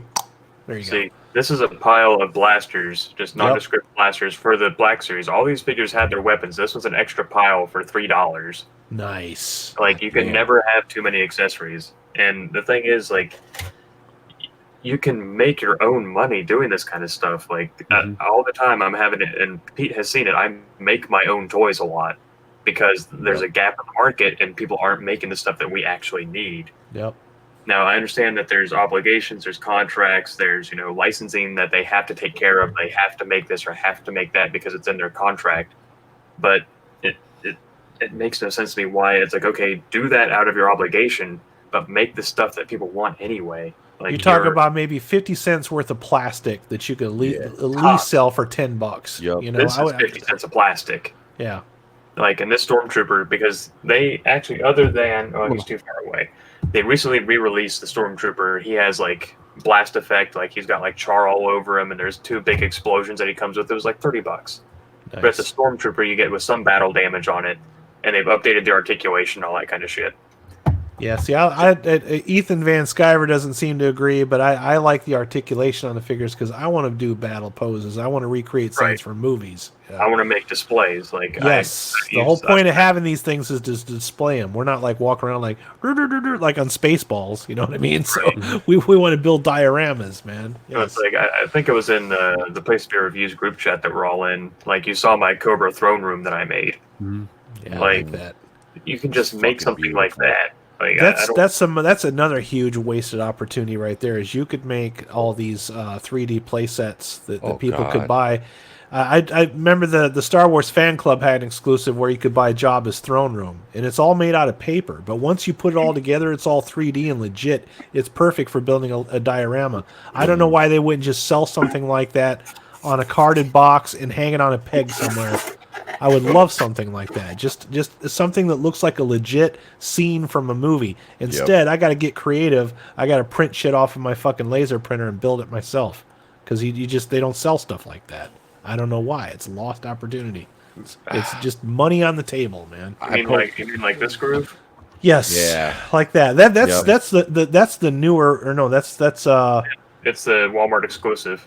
That's the Walmart exclusive. The one I got was strictly through the fan club, and it didn't look like that. It looked a little bit more movie accurate than that. Yeah, I know what you're talking about. Yeah. 'Cause I see them on eBay all the time now. Yes, yeah. But it's like, why did it take them so long to make something like that? The only play set that they've released recently, other than that trash heap of a fucking throne room they sold for The Last Jedi, was they did the Han Solo set. And it's stupid because it's got figures, or it's got characters drawn in the background. So it completely... That. Why don't you just have the background? I don't want to see a drawn-in character. That's what the fucking figures are for. You buy those to put them on the diorama. Oh, that shit drives me crazy. All right, dude. So, yeah, you're talking about that Last Jedi throne room set, right? Are you talking about the one that folds out into BB-8? Yeah, the big beach balls piece of shit thing. That's one of the worst play sets I've ever seen in Star Wars. Trey has that. I didn't buy it. His godparents got it for him for Christmas, like last year, I think it was, right? I think they sold that thing for like $300. The last time I saw it was like $60 at Toys R Us. And I still thought it was too much money. Yeah, they scooped that bitch up on clear. Yeah, man, they scooped that bitch up on, because when he opened it, I was like, oh, I saw Star Wars. I'm like, oh shit, what did they? And I saw BB-8. I'm like, and it's like the Last Jedi throne room. Yeah, it's and it came with Snoke and a Praetorian Guard. So literally, dude, but I've got Trey. He's good, man. He takes, because I gave him all the Last Jedi figures. Because I bought them. You know what I mean? Like, I was like, fuck it, I'll just buy these before I saw the movie. I'm like, I'll just buy them, and that way, if it's a good movie, cool, I've got them. You know. So he takes all them guys like Rey and Finn and Poe and Hux and Snoke, and and Kylo, because he just throws them aside now. He's like, or he makes that big Darth Maul. Mm-hmm. That big Darth Maul just goes through and fucks everybody up. Nice. He just goes through. I got a lot of Darth Maul action figures, and I love every single one of them. Oh. My favorite Darth Maul I have is a Black Series autographed by Ray Park. Nice. Yeah. I have that Black Series. Yeah. It ain't autographed by Ray Park. I can tell you that much. I tell you, if you ever, I've got that. I got the 12-inch, and I got the one that came out with Episode 1 that makes the noises when you move him back and forth. I got that one too. If you ever have the chance to meet Ray Park, I highly recommend it. Cool. He seems cool. Yeah, he is one of the nicest, most humble celebrities I've ever met. He's also Snake Eyes. Yeah, in the G.I. Joe movies. And Toad. And the Headless Horseman from. Oh, really? Sleepy Hollow. Yeah. Wait, really? Yeah, he was. I didn't know that. Yeah, I didn't know that. And Toad, and Toad from the X-Men. I think you guys just said that. And he was in the last season of Heroes. If you watched that, I forget his character's name. I did not. I never watched Heroes. And if you've everyone here see Fanboys? Yeah, that's my favorite movie. Yeah, Fanboys is great. I would totally my favorite movie. Love that movie. So, I got a Toad action figure. It's a 6-inch figure, and back when the movie came out, and it has a 9-inch tongue. Yeah, and the mouth opens and closes, so you can put the tongue in, and you pinch the mouth close, so the tongue's just fucking flailing. That's pretty cool. I have that as well, also autographed by Ray Park. That is cool. I'll put a picture in the group chat later. Nice. But yeah, speaking of Ray Park, what were we talking about? Movies. Action figures. We're talking about Star Wars figures. Lost money, lost opportunities. Yeah. Bullshit. It's bullshit. Speaking of lost opportunities and bullshit, the Jabba sail barge, right? Oh my god. Oh, I want that so bad. That's the thing. So back when it was in the funding phase, I almost funded it, but I either misread it or I read it accurately. Was that you could fund it? It was like a Kickstarter Indiegogo thing that you could fund it, and if it didn't get funding, you would not get your money back.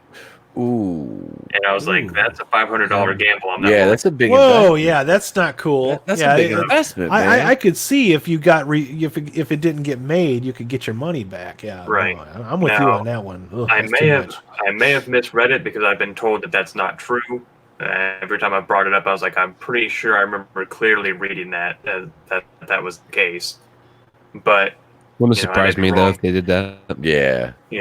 But here, caveat to that, so it got funded, obviously. It was made, all that shit. Why don't they just make it again?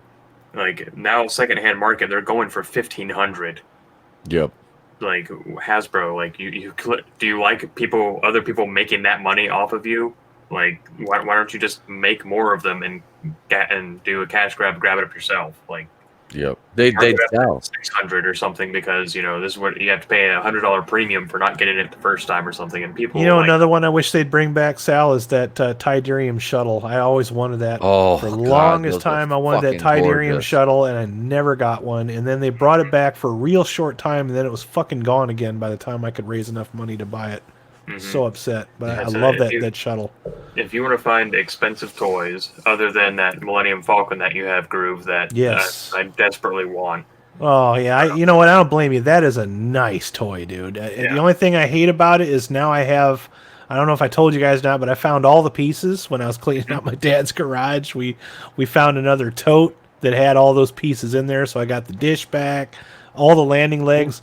Those fucking landing legs. If you just look at that thing funny, they fall off. And there's like 7 fucking landing legs that go on underneath of them. And I usually put that thing above my closet, and I have to get on a step ladder to get up there. Here I am trying to hoist that thing up there, and those little fucking landing legs are dropping off, and I'm just like, fuck it. Throw it in there. Just here I am taking the landing legs and tossing them up there. I'm like, I don't give a shit. So the only thing I need to replace at this point is just the stickers, because that thing's so old that the stickers have started to fall off. But the decals are not expensive to replace at all. You can get them anywhere. Pete, you said you like the ARC 170, right? Oh yeah, dude. That's I got one of those. I got one of those. You do? In fact, that battle sequence in Revenge of the Sith is one of my favorite in all of Star Wars. That opening shot, I was just like, oh god, this is amazing. This what they're doing here, just the weaving in and out and following the two. Oh my god. They also showcase how space works, because you see a guy get blown out of ARC 170 and then he starts fucking flying. He's just hurling through didn't space. Fly through. He doesn't like Superman it. Yeah, see, I got that walker too. Or Mary Poppins it, whatever you want to call it. The Legacy Walker. Yep. I have that That's walker. cool. Yep. Yeah, the thing is, if you are ever able to acquire one, get it. Like, for a reasonable price. I only paid $100 for that. I got mine on clearance too. I bought it for like $77 at Walmart, because the ships, for some reason, they have a very short shelf life. It's like the Hulk just murdered them. People don't buy them because they charge too much for them. Then they have to clearance them out. That's also how I got my Power FX X-wing as well. Those are some of the 3 that I still have. I just had to pass up a lot of vintage and clone, probably prequel era ships and figures. There was around 160 figures, 10 ships, including a vintage AT-AT, a vintage Falcon. I had a bunch of them I had to sell off, man. Anakin's A-wing, and one of the fucking clone gunships that I want with the bubble pods on the side. The guy's he's super cool guy. He's like he's like 55. I was bullshitting with him the other day. I messaged him and I'm like, I wanted to talk to him and see like if he was willing to piece some of it out, because I'm like, maybe I can swing. He's like, I'd probably take $450 to $500 for the whole lot. And I'm like, be advised on that gunship though. It looks really cool in the box. I used to have that one. That's another one of those ones where it does not stay together. Constantly I'll falls super apart. glue that bitch. I'll gorilla glue that bitch. But together, if you gorilla glue it, then the little things don't move. That's the problem. It was not built well. I had one of those and I sold it. I was not happy with it after I took it out of the box. Like I love the ships in the prequels, especially like it was neat because it was like a helicopter, kind of like a Vietnam era helicopter made into a spaceship, but it's not. It doesn't work well. It reminded me of the G.I. Joe. What is the G.I. Joe Tomahawk helicopter I used to have, and I sold the Slave one is actually a better ship. Yep, but it's built. I got a gunship in my closet somewhere. I don't know if it has the pods on it. I know the main color is like green instead of. I had all those. I had the pods. I had the Naboo Starfighter. I had. That's another one that's if I can ever fucking get a hold of one, and I saw them on eBay, and when I was still working, and I should have fucking bought it. Oh, dude, if I'd have known you a couple years ago, I would have just sold you mine. The Naboo Cruiser, the Royal Naboo Cruiser. I wish I could have Padme ship. There was a brand new one in a box on eBay. It was like $350, I think, and I was like, "Oh my god!" Yeah, I sold mine way cheaper than that. I was like, "Should I take it?" But that's another one of those I was telling you where I bought it on clearance, because the Phantom Menace had so much stuff that they had to clearance a lot of that stuff out, and I just bought everything after it got clearanced. You know, Sal, I got a Kit Fisto Starfighter down by one of my drawers. Man, it's awesome. That is awesome. Yeah, I love Kit Fisto to death, but if I remember correctly, he had a hard time fitting in that, didn't he, because of his head? A little bit. Yeah, that's like my main problem with it was Orkins, like the Porkins figure, but he was too fat to fit in any of the X-wings. What's cool, See, like the only issue I had with his Starfighter, and I have a couple other ones like it. I have a Mace Windu one, an Anakin, and an Obi-Wan one. And it's the, what is it? It's the episode 2, like type of Jedi Starfighter, but on the sides the little wings kind of like open up. Yeah. One of the top wings, the little bar that like keeps it up, broke off, so it kind of just like flaps there. So it went the way of Bob the Goon. Bob the Goon. For those that don't know, the Kenner line for Bob the Goon, the spring, like he had a kick action, and it's really hard to find one now that the kick is still good. So every time you see one, like if you meet someone that has a collection and he's sitting down, it's because the spring went bad. Yep. But yeah, I was really sad when that broke. But I have some cool shit. Yeah, That Power Effects X-Wing that I got, it's life-size, it's movie to scale, but Luke Skywalker doesn't come out of it. He's like he's sealed into it permanently, so is R2-D2, but otherwise, movie-wise, it does all the things. It has all the lines from the movies and everything. It lights up, and it's cool. It's a thing of beauty, yeah. And that's the one thing. So that brings me in a roundabout way to my theory about the original trilogy stuff. I have 2 of the Imperial TIE fighters that were Walmart exclusives. They were at $80 for the longest time. My dumbass bought one at $80, and then a month later they were on clearance for $20. So I picked up. Don't you hate that? Damn. What year is that? This is like last year. Oh. Now they've recently released in the same line, the same quote vintage collection, a Luke Skywalker X-wing with the Luke Skywalker 3 3/4. The same one that was in that San Diego Comic-Con exclusive 3-pack that I had so much trouble with. So I want to pick that up just to do a side-by-side comparison, because the one out of the 3-pack, you can't bend his legs forward because of the X-wing like lap belt harness thing that they have that goes down past their knees. You couldn't put his legs straight forward because of it. So I'm curious to see how I'm going to fit that into the X-wing that they sold. But it's market at $100, just under. So you notice that for a while, like the Last Jedi figures and all them were not clearanced out. They just sat there at full price for a little while. And I think it's the only time they're able to clear stuff out, like the Rise of Skywalker stuff that just came out, is when an original trilogy character is not involved in the line. Like they have Chewbacca in the Rise of Skywalker, but it's like the old Chewbacca, so he looks a little bit different. Dude, he ain't gonna do shit in that movie either. No, so it makes it's gonna he's probably gonna die, and then all of his action figures aren't gonna sell if they make any more. They're gonna go full Return of the Jedi. They're gonna kill as many legacy characters off as possible, and for what? What's the point? You're not gonna make any more movies after this. So why kill them? Why this is lazy writing 101. It's like, if you don't know what to do with the character, well, we got to kill him off. Just kill him. We're gonna Tim Miller that shit. There's a figure with C-3PO, and he's holding the bowcaster, the belt, and some other shit. I fucking hate that. And I guarantee you, you can quote me on this. In the movie, I guarantee you this is going to happen. They're going to all go swimming. Guess who can't go swim? The robot. So they're going to be like, here, hold my shit. Okay. Yep. That's why he's going to hold it. That's all it is. Yeah, that's what it's going to be. It's one of them honey dick moments. Yep. Guarantee you that happens. Yeah, maybe this movie is gonna play out like Frankenhooker, dude. It's just totally it's Frankenhooker Star Wars edition. Now, speaking of merchandising and shit that no one likes, my big fear, because I know how collectors can be, a lot of people will collect and buy things based on rarity alone. Not that they necessarily want it, but just to say that I have it and you don't. Is that all these figures are complete garbage? The characters are garbage, no one likes them, that in 20 years they'll be worth any kind of money because no one bought them and they're all in landfills. Much like the droids figures, the Ewok figures are all commanding a premium because no one bought them, no one wanted them. I never bought those droids figures. Those droids figures were terrible.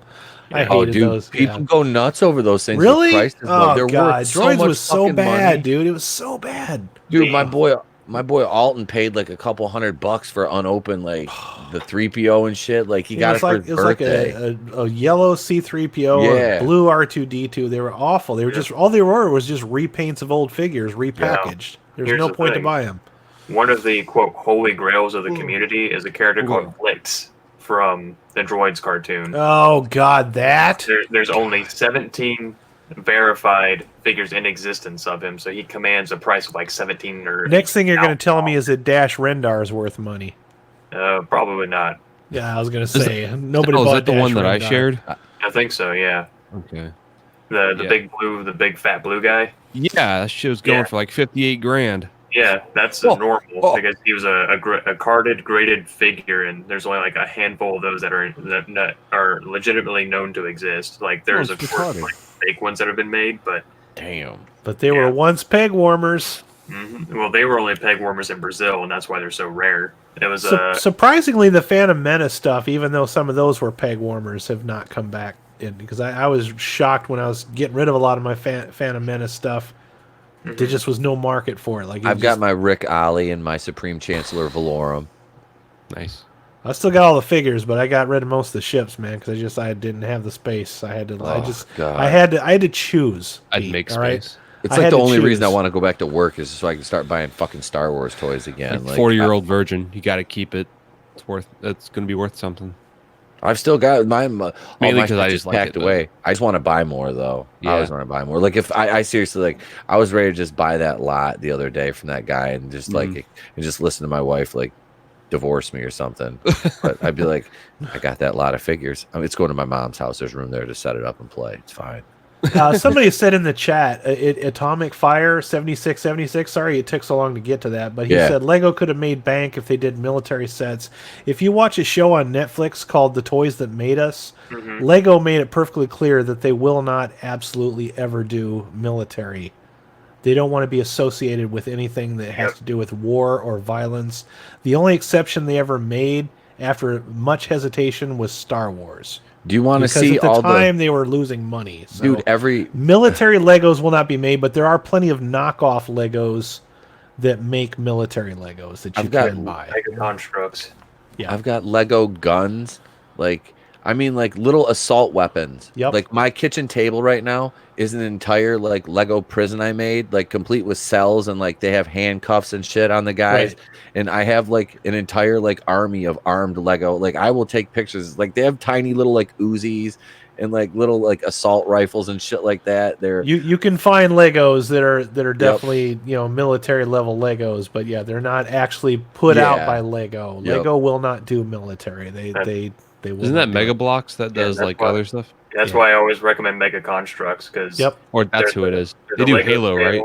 Yeah, they do Halo. They do Call of Duty. Yep. The God of War, Hellboy, and they're fully articulated. Like their knees bend, their legs bend, their head moves around on a ball joint. Like, and they're compatible with Lego. Yep. So they'll fit the system. Right. Hell yeah. And I've even got He-Man and Skeletor and a whole bunch of them. So. But watch that documentary, The Toys That Made Us. It's a good watch. It's a good time. I really enjoyed those. Mm-hmm.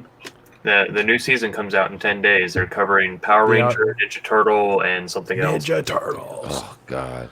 Yeah, my favorite ones were the G.I. Joe, the Star Wars, and the Transform because those were the toys that I collected. I'll tell you one thing though. As much as I love The Toys That Made Us, just because I love toy documentaries, I also hate them because anytime a new season comes out, whatever toy they're talking about just fucking goes through the roof in price because everyone thinks they got something. That show actually sells toys. It does. Yep. And I'm okay with it because they always put them out around the holidays, but most of those toys I have, they're very edited, like kind of Hollywood style where everything's just like bing, bing, bing, bing, bing. But I didn't collect He-Man, like the Masters of the Universe line, but I found that one to be fascinating because I didn't realize how little effort went into making those figures. Like they used to just sit around and come up with names, and I'm like, how do I get that job? Yeah, that's the job that I want. Like all these movies that Pete and I are always coming up with. If I could get paid to do that shit all day long, that would not be work. You know what I mean? That one figure, I've got two of them, and I have the card backs for him. Roboto, I can't remember what wave he was in, but a fan that won a fucking contest designed him. That's what they got to a point where they literally couldn't come up. So they had a figure called Stink Ore. Yep, he was a skunk man. Yeah, and he smelled. It came out of like smelled like Stinkor. skunk. Are you Yep. fucking kidding me? Because I He had didn't a little- collect them. He had orange armor and he had a Yeah, mask he going had over his face. the Man-at-Arms armor, only it was orange instead of yellow. Yup. They started getting kind of lazy with that shit I after tell a you while. what, But that's though, if you ever want to like shit your pants, like looking at He-Man figures, look up Scareglow Complete. Scareglow Complete. He comes with a staff and a cape. The cape by itself is like $80. Jesus Christ. Damn. God. Like the Mega Constructs released a Scareglow, and before the bootleggers got a hold of it, the Mega Constructs, which are like $5 a piece, were selling for about $70 because it was Scareglow. Damn. He's like a fan favorite, and like people like hyper focus. They'll buy 1,000 different Scareglows and shit.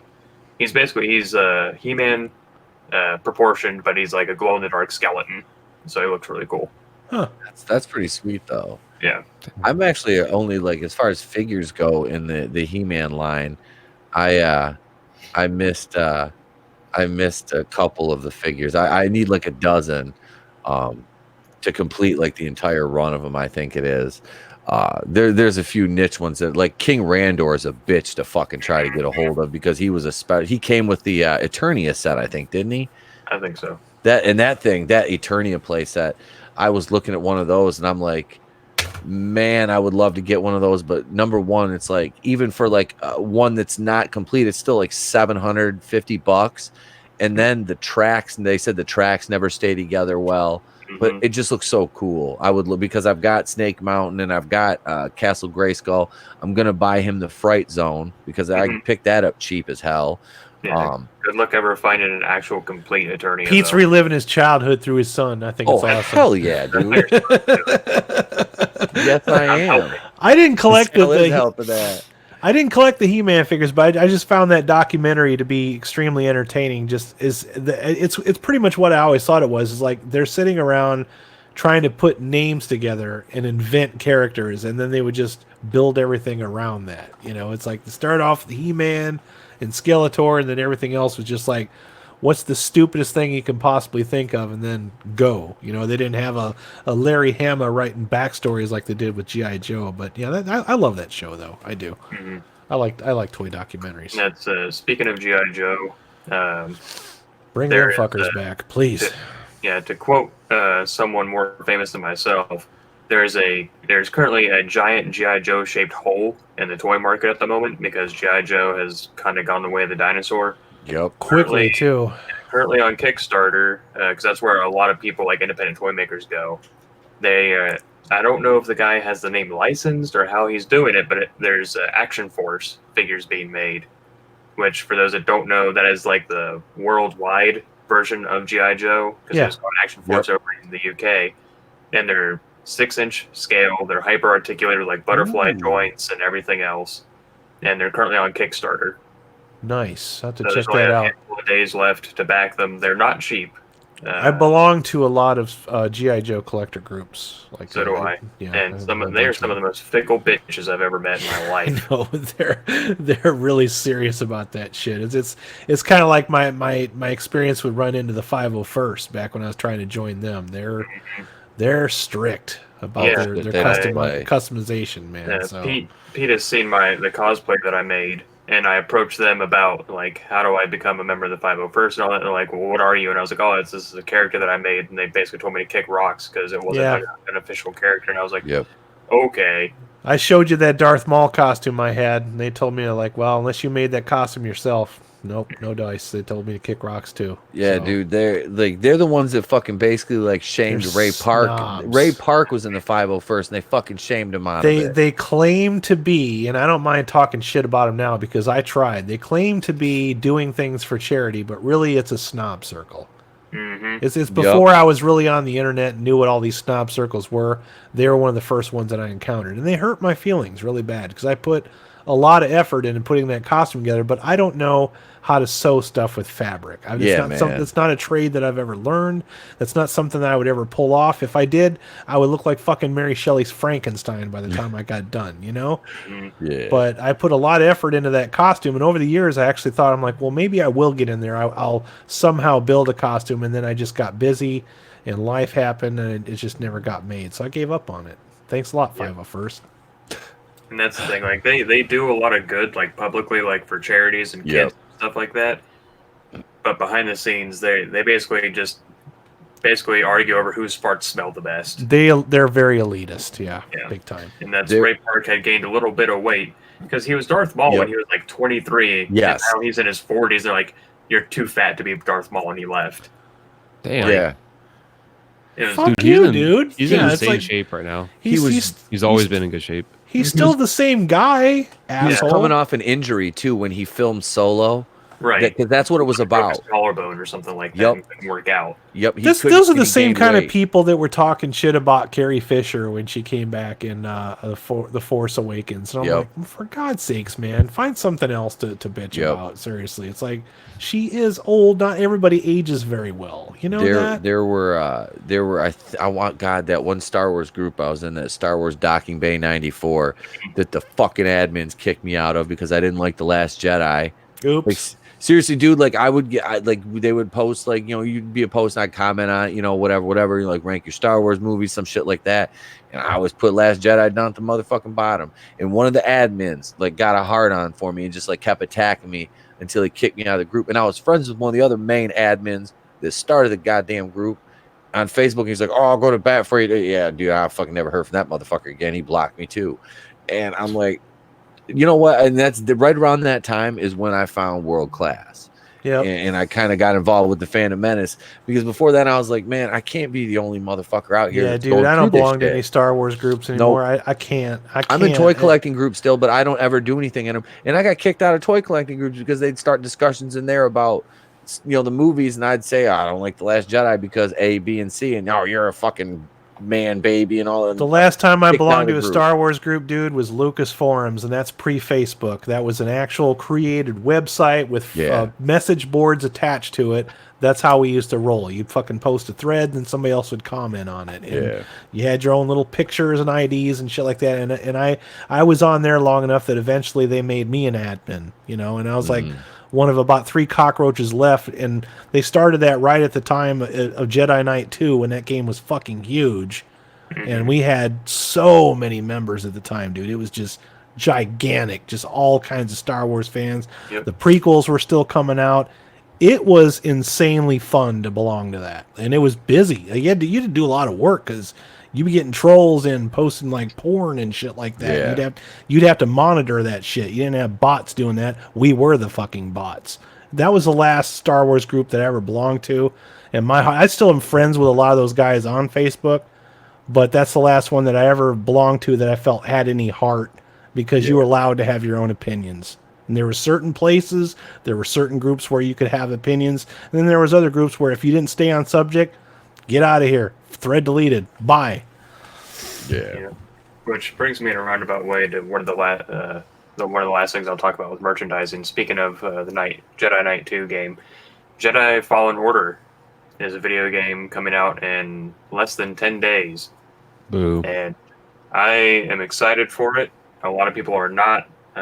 It's one of the companies that EA Games owns that's making it. It's the same company that made Apex, and they made Titanfall 2. And a lot of people are shitting on it because EA hasn't done a very good job. That's why they handed it off to this company. And it's going to be a linear story. It's all solo player. There's no online. There's no loot crate, loot box things involved. It's just a single player story-driven game. And I think it was World Class last week. Everyone was shitting on it, and I'm like, you guys don't know what you're talking about right now. Like, everyone in the chat was just like, down with EA. I'm like, it's a company that EA owns, yeah, but EA is not making it. Someone else is. So some people are not happy about it. They're not looking forward to it. I pre-ordered it because I am a slave to toys, and if you pre-order the Maximum Edition or whatever, it comes with an exclusive Black Series figure that you can only get in that game. And unfortunately, it's going to be a trooper. So that's cool. As much as I love troopers, it's something called a purge trooper. I feel like I'm kind of getting gypped because there's just going to be a repaint of a trooper that I inevitably already have. So it's like I would much rather have probably like a 6-inch Saw Gerrera that's in the game, or a figure of a character with a name. So I have to admit, I'm skeptical about that game too, Sal, because just the whole video game world in general has left me soured, and especially the Star Wars stuff. And it's the same thing that happened with Solo. That movie didn't have a chance because so many people were pissed off about the last movie that they were not even willing to give the next one a chance. So I want somebody to come out and say that game is going to be good, but you want to talk about lost opportunities? Why they never made Jedi Knight 3 or Dark Forces 3?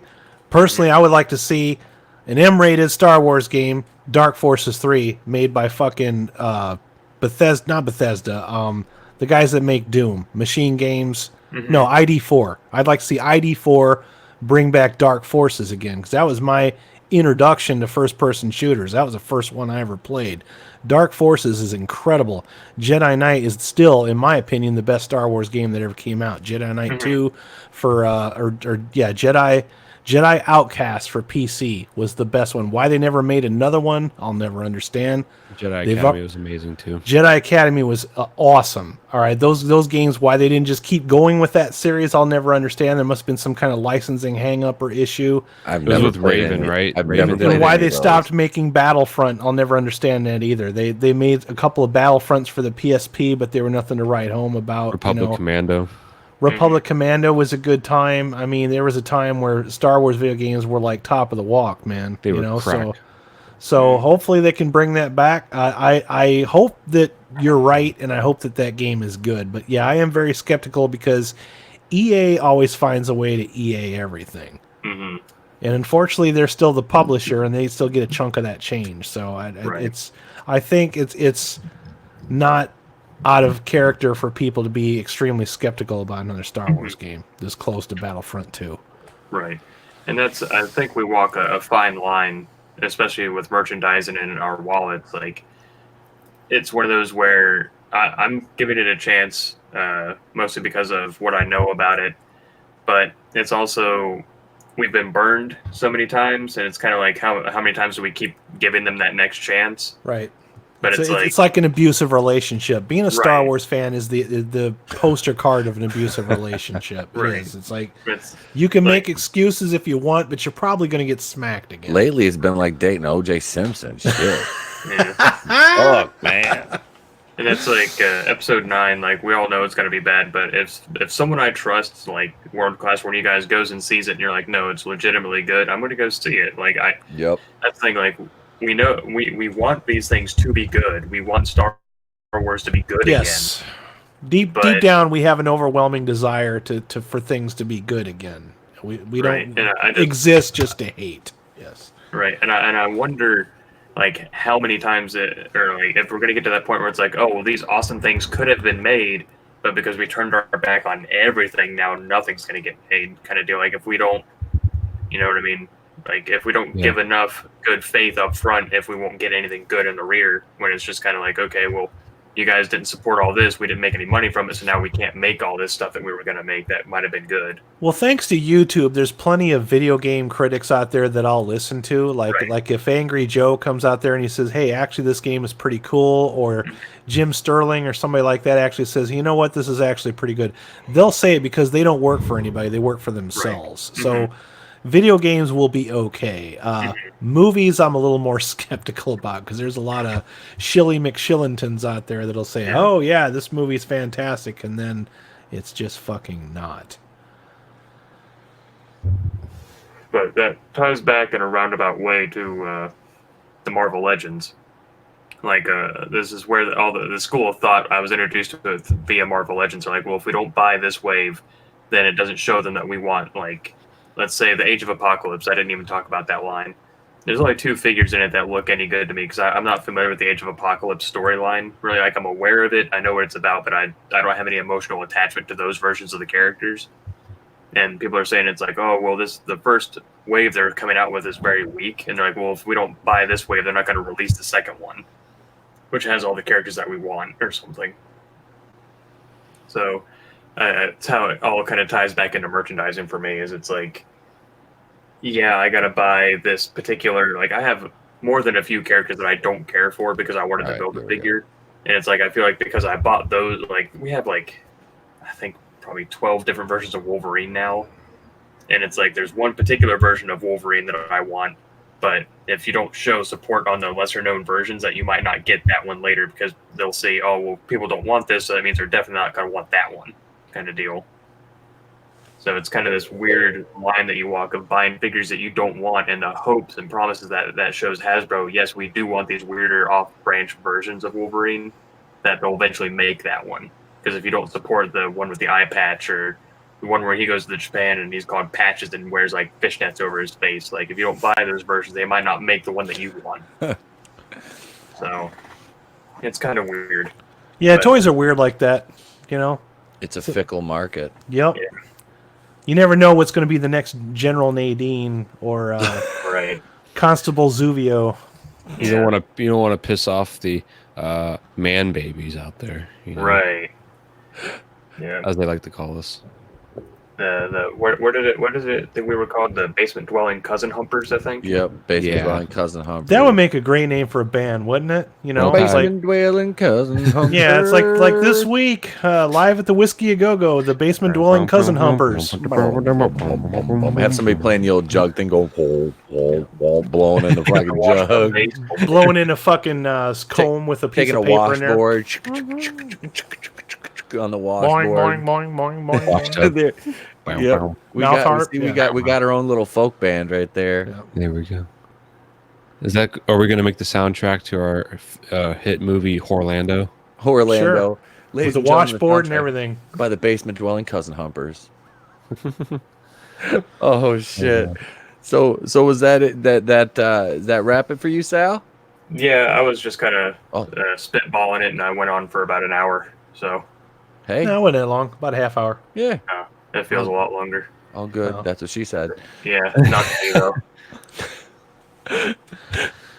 Dude, we're negotiating. She's like, I need 8 inches. I'm like, 3, take it or leave it. I said 8. Look, 2 1/4. But that's like the other, what was it, last year sometime I was at work and someone's looking at the weather like, oh man, we're supposed to get like 6 inches tonight. And I was like, oh, shit, I gotta leave. And they're like, what? I'm like, I can't let the old lady leave the house. Chanel's been lying.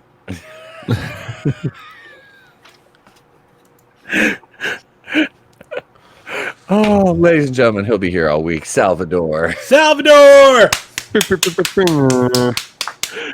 Oh shit. Well, that brings us over to Mr. Groovinator. What do you got for us, Groove?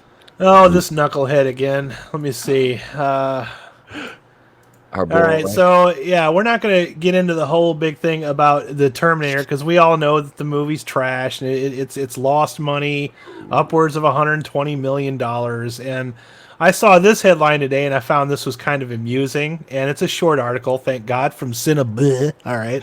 Why Terminator Dark-Faced director probably won't return for a sequel.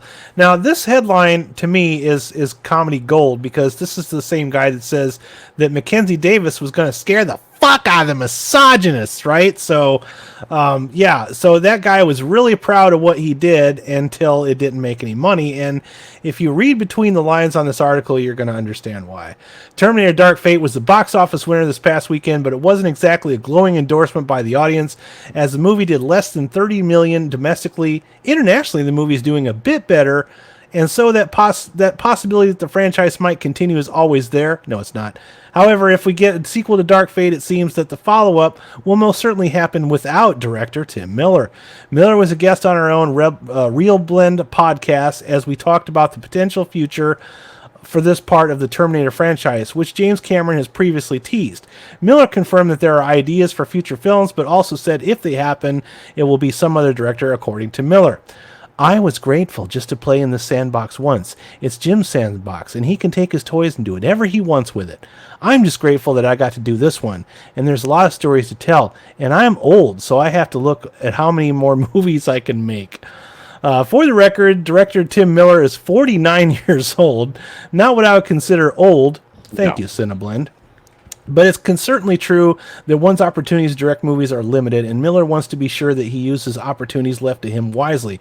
If Miller were to commit himself to a Terminator trilogy, he'd end up spending the better part of a decade in the world of Terminator, and he says there are a lot of stories to tell, so he seemingly doesn't want to get stuck telling just one. Bullshit. Excuse me. Of course, at this moment, the odds aren't looking really great when it comes to the idea of a Terminator sequel. In the first place, the film has made about 122 million around the world, but the domestic audience, which is still the largest box office in the market world, has shown itself to be less than interested. And Dark Fate isn't getting the support from China that the film last received. Dark Fate is made about 28 million in China during its open weekend. All the Chinese people in the world and 28 million. Wow. Terminator Genesis did much better in the Middle Kingdom. It was largely thanks to the Chinese box office. We got Dark Fate in the first place, but it looks like even China has largely moved on from the Terminator franchise. You can check out Tim Miller's complete interview and full comments, blah, blah, blah, blah. If you read between the lines, this comment right here, it's Jim's sandbox, and he can take his toys and do whatever he wants with it. Those guys did not get along on this set. Not at all. Okay? Not at all. That is a backhanded insult right there, all right? Also, he says, I'm not getting any younger. He's 49 years old. What that really means is I can't afford to make another shitty movie because I'll never work in this town ever again. Yep. Okay? So Means your fucking movie sucked, bro. Because his movie sucked. Because in your infinite wisdom, you decided that it was a great idea to take a legacy character and almost off-camera kill him in the first fucking 5 minutes of your movie. And it's not sitting well with the fans. It's not even sitting well with the normies. So, you know what, Tim Miller? In the words of Tombstone, well, bye. That's all I got to say about it. What do you guys think? He's a fucking idiot. There was reports where, like I said, Cameron was just butting heads with this jackass on the set and about everything creatively. Yeah. And this guy, like I said, he got fired from Deadpool. Yeah, he only did. That's the thing. This guy only did one Deadpool movie, Yeah, and he James got Cameron has fired. done how many successful movies? You know, he wrote Rambo: First Blood Part 2. He wrote that. He did Terminator. He was practically living in his car at the time. In fact, the car window that gets punched out, the station wagon that Arnold Schwarzenegger punches out the window, they did that without a permit. And Arnold Schwarzenegger really punched out an actual window, and that was James Cameron's car. That's a true story. I know that. So Tim I Miller's think in the same boat as Ryan Johnson for.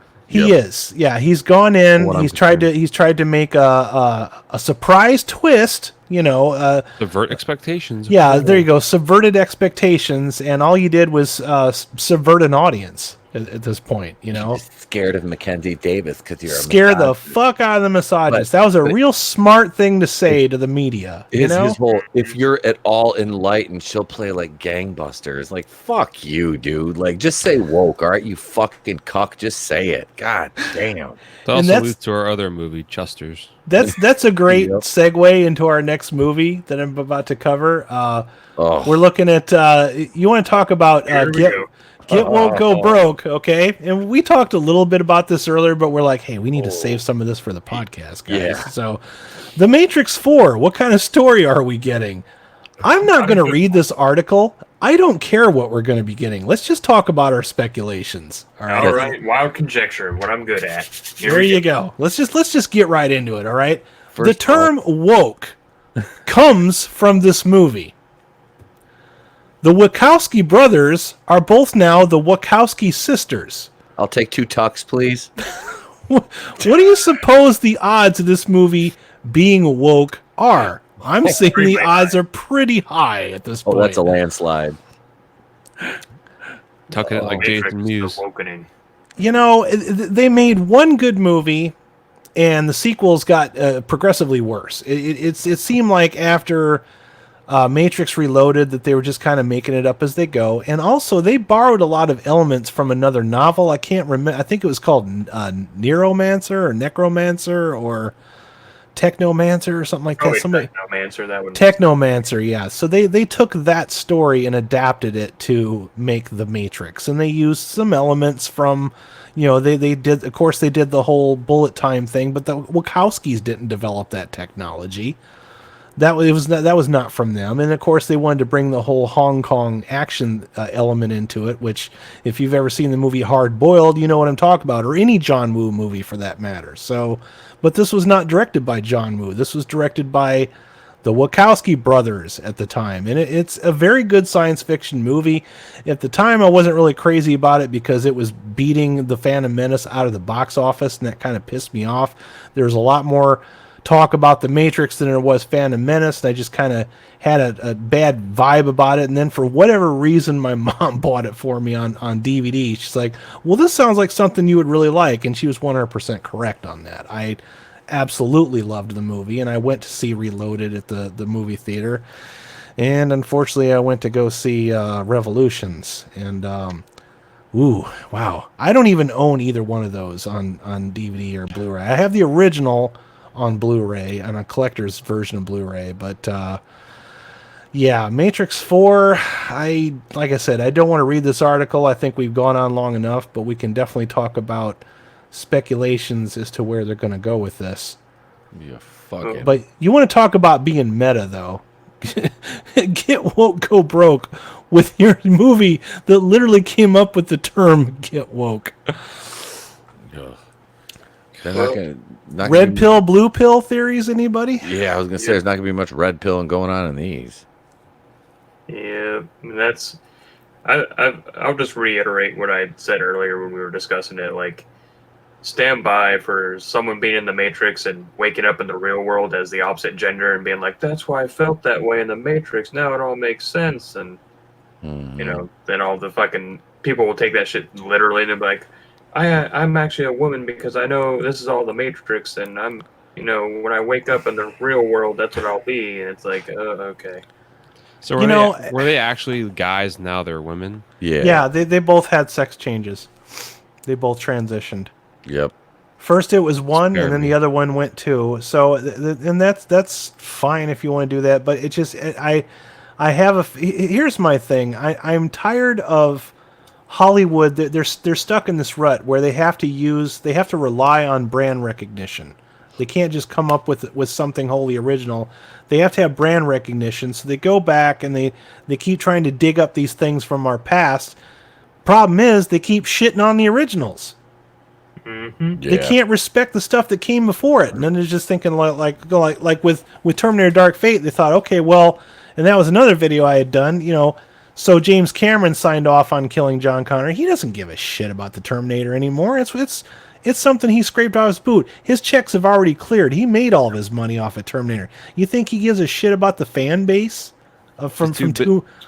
He's too busy not caring about Avatar and his blue people. So we've seen Matrix Revolutions and Matrix Reloaded. How am I supposed to think that the Wachowski sisters are going to somehow, and that, you know, I could go into this article, they're talking about maybe it might be a prequel, it might be this, you know. What if they reboot it? Oh, Matrix rebooted. Oh God, dude. Matrix 4, Matrix God. rebooted. I just Mr. Anderson. The Matrix has been memed to death. There's no shelf life left on this franchise. So this is the same shit we were predicting last year when we were talking about Dark Fate before they even called it Dark Fate. They're like, oh yeah, this Terminator movie is not going to be good because the last three were not good. Why should I go see this one? Why do I want to see another Matrix movie at this The point? Matrix starring Mackenzie Davis. You know what I'm about to say will break your heart. I don't know, man. My heart's been broken for a while. I've seen everything that I've ever loved just completely get shit on. So There's going to be a generation of people going to see this movie that have never seen the original ones, and if Morpheus is in it, they're going to seem like, oh, that's the meme guy. Yep. That's the meme guy. yeah. It's like, what if I told you? Oh, I know him. He's from the meme. Yeah, this is yesterday's news, man. Matrix was 1999. Mm-hmm. Yep. It's been 20 fucking years, man. The internet was still young. What can you possibly do? You're not going to wow us with bullet time anymore because that got fucking runned into the ground right away after that movie came out. Remember how many movies borrowed that? Bye, Pete.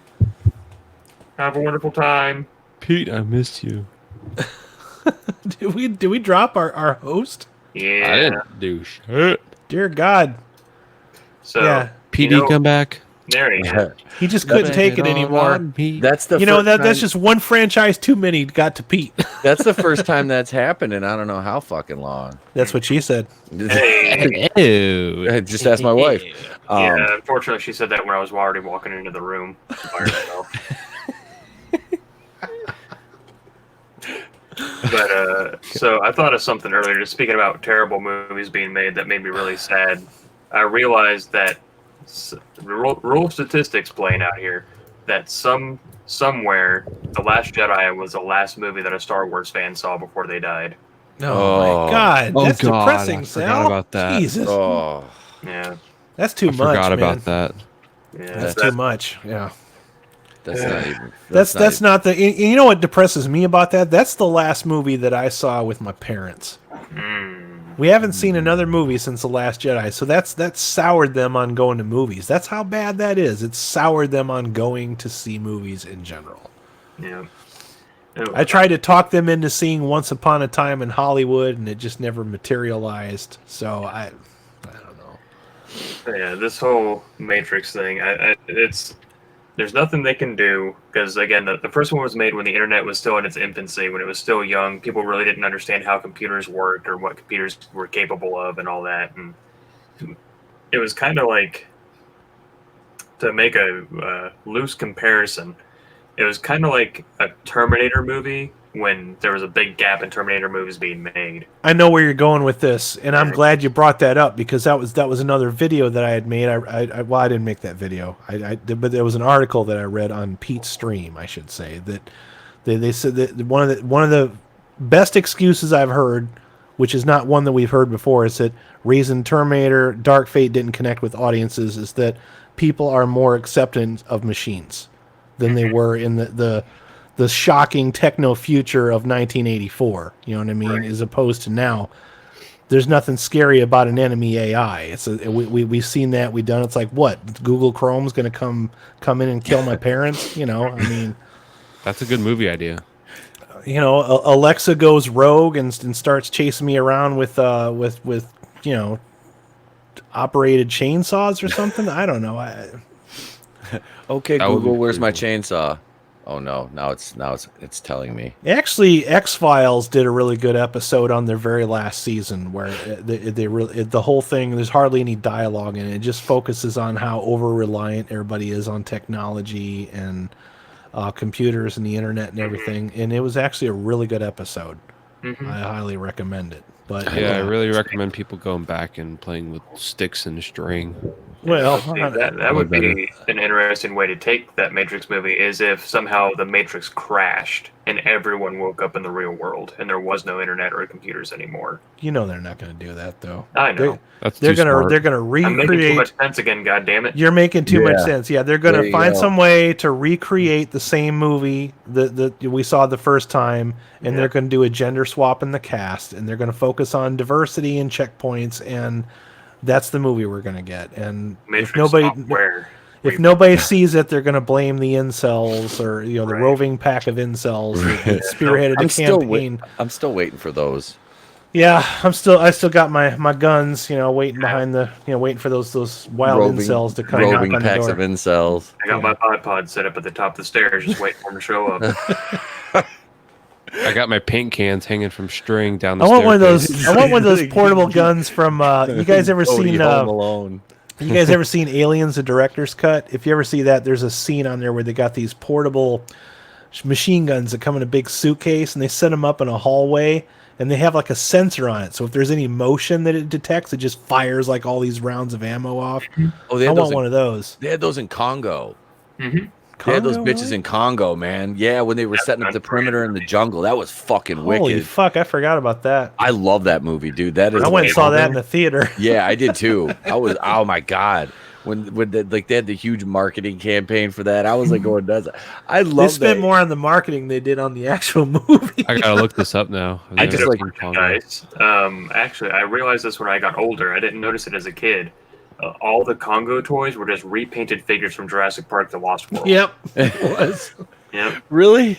I never had any of them. They didn't sell all the molds and shit. They just repainted them, and they're like, "Ta-da, Congo movie."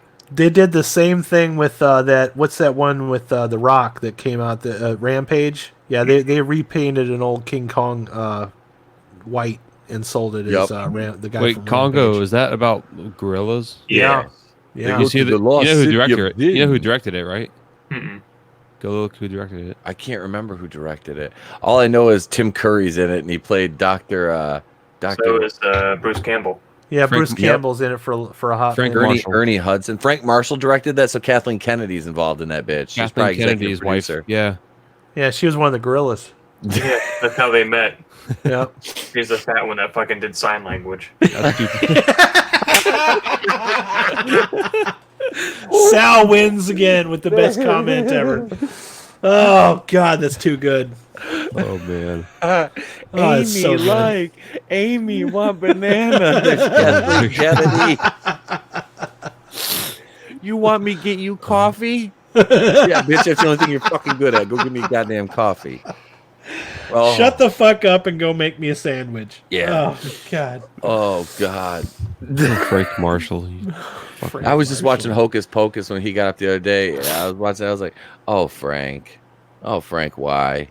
Or wait, it was like why? Or that was like he did Gary. that one too? That was, wait, no, that was Gary Marshall was in that. I'm sorry. Because let's be honest, like Congo is fun, but like in a way that you watch a bad movie because Congo's not good. No, dude. it's not at all. I remember when I went and saw it, I'm like, well, I got honey dicked on that one. Yep, I know. I was like 16, and I was like, it was like I was a kid. I loved it. It was fun. I did. I was fun, but I'm like, not like a movie. I was like, I'm gonna like this is gonna be my favorite movie. But this should get the Oscar for Best Picture. This and Commando. There's a lot of diversity with a lot of proto-humans in it. Oh boy! I tell you what, man, it was fun. It was just fun. It was a fun movie. Yeah. Speaking of automated weaponry, I don't know why this reminded me. What are our opinions on the Mandalorian that comes out in 6 days? The same as what you were saying earlier about Fallen Order. If you guys see that, like any one of you four see that, and tell me, dude, you need to see the Mandalorian, then I'll watch it. Otherwise, that's the only thing that I actually kind of want to see, just to see if they can prove to me that they can win me over. The Rise of Skywalker, somebody's buying me a ticket, so yeah, kind of just going to hang out. Because like what won me over with Rogue One, dude, and was I'm drinking during it too. The trailers were so good for that, and the Mandalorian trailer is really good, and it's giving me that Rogue One vibe. And I think that this is one of the ones where like fans really like that Rogue One. Maybe we need to go back to that universe again. I'm gonna be watching it, and I'm gonna be doing reviews for the channel of the Mandalorian. But that's not what you're gonna get. Yeah. The thing is, though, I bring it up. Go ahead, Sal. I bring it up because it's a blink and you'll miss about Bill Burr's in the newest trailer. Yep. He's walking. He's dual wielding pistols, but he's got like a predator mounted cannon on his shoulder that's automatically firing at things. And I'm like, that's cool. I mean, if Disney put Bill Burr in it, and they know how Bill Burr is, you know what I mean? Maybe they're removing their heads from their asses because they got Dave Filoni, who did the Clone Wars, which a lot of people shat on when it first came out. I really liked it. I've watched it through probably 4 or 5 times. I've heard several times that it gets better. I couldn't stick with it either. You have to watch it in order. Like a lot of the episodes aired out of order for some reason, and there's actually a list online that shows you, okay, if you start. Don't you hate that? They did that with Firefly too. I don't know why they fucking do that. Did they take it off Netflix yet? No, it's still on there. I would say because I was watching it on Netflix. Yeah, it was on there like 6 to 8 months ago, but it's eventually gonna leave because Disney Plus is coming. Yep, I'll check right now for you. Let you know if it's on there. Best thing for you to do is like go to Best Buy and look for like the box set if you can find it. You can get the box set on Amazon for like $40. Oh, that's not bad. You can? Yeah, that's how I got mine. Expensive than that. Because wasn't there a movie too? They did a movie. There wasn't the movie. You don't have to watch because I didn't know there was a movie when I started watching it. It just introduces Ahsoka basically. Okay. Essentially, that's it. Yeah, it's only like I think it's just over an hour long, and it's about getting Rod of the Hutt back. He gets kidnapped or something. It's kind of a weird movie. It's just to introduce like the new characters. That's what EVS is always going on about Rod of the Hutt for. Okay. Yeah. All right. I saw that. I saw right. it in theaters with my pops, and the Clone Wars is not on. I had a good Netflix. time with it. They must have taken it off. All right. Yeah, the only thing they got on there is The Last Jedi and Solo. Fucking scare me. The thing, Star Wars off. it's best to look up the list. Someone actually went through and was like, if you want to watch them in chronological order, this is how you do it. And it's like you have to like skip the first 6 episodes and then watch an episode from like season 5 and then shoot back to season 2, and like you have to ping pong back and forth, and then eventually it's linear after that. But it's like there's a lot of skipping around you have to do because That's too much work. Like, you'll watch an episode where it's like, I don't know, you get attached to certain clone troopers because they give them names and they have their own characters. Okay, it is on Amazon Prime. Yeah. It is. Yes, it's Prime Video. Let me see here. Make sure That is cool. that's- Yeah, we need to do a watch party. It for that show. is. You have to rent. You have to rent it though. It's not free. Uh, It's not Prime. Yeah, but you have to buy them. Lame. But yeah, Never mind. like, Never mind. They're gonna put that on Disney Plus. then. yeah. But if you watch, oh yeah, they're gonna have to because the newest quote final season that Dave Filoni made is gonna be on Disney Plus. I don't trust that. I don't either. Nope. That's one Not thing signing up for that. Nope. I'm not I don't- suspicious, but I'm a little suspicious. I don't like enough Disney stuff to sign Well, up for a streaming service from them. I'm not superstitious, just Spoiler a little alert! One of the key moments in that show is it's when Ahsoka Tano's arc comes to an end for that show, and then you see her again in Rebels, but like it's like the end for her for that show. But she's coming back in this last season. It's like, come on, like you're cheapening that moment, which was like legitimately, like my old lady watched it, and it legitimately made her cry. And now you're going to bring her back and just act like nothing happened. And then eventually they'll make Brie Larson into Ahsoka Tano for a movie. Oh, you shut your whore mouth, Adam. You do No, not you fucking will say not. that again. No. God You know damn they it. keep floating that shit out there, though, man. You know, It's like, here's the I don't thing. want to see that either, but you I'm know just they're gonna going say to. it. Here's I'd the thing rather- with Ahsoka. Like, it took me time to get used to her because when that movie came out, I was She's like, annoying as piss. yeah, I was like, how the fuck are we gonna buy Anakin had an apprentice? And then as you see the show, it goes on and on. And you're like, she's actually kind of cool and she's pretty, relatable. Especially that I think it's season 5, that last season that she's in. Oh my god, that just It was awesome. pulled at your heartstrings, man. But I'm just gonna say it, and people can shit on me all they want. I think Zendaya would be a good Ahsoka Tano. I could see that. I don't mind a Zendaya. In fact, Zendaya is going to be in the Dune movie that's coming out. Just And look at she's- Zendaya's face and paint her up orange, and she looks like Ahsoka. Yep. I think the girl, what's her name? Fuck. The chick from like she's Deadpool really and lame Joker. in Spider-Man, but she was really good in The Jazzy Greatest Beetz? Showman. Yeah, What Pete? Was her name Jazzy Beats or something like that? Zazzy Beats. Zazzy Beats. Yeah, Yeah. I think she'd be cool as Ahsoka. Zazie Beetz sounds like a fucking like food truck that a hipster would own that sells meat flavored items. I think it sounds like a rapper name. Is she a rapper? Maybe, probably I not. don't know. Okay, sounds like a Zazzy rap. It sounds like a Beetz. rap group. Zazzy Beats.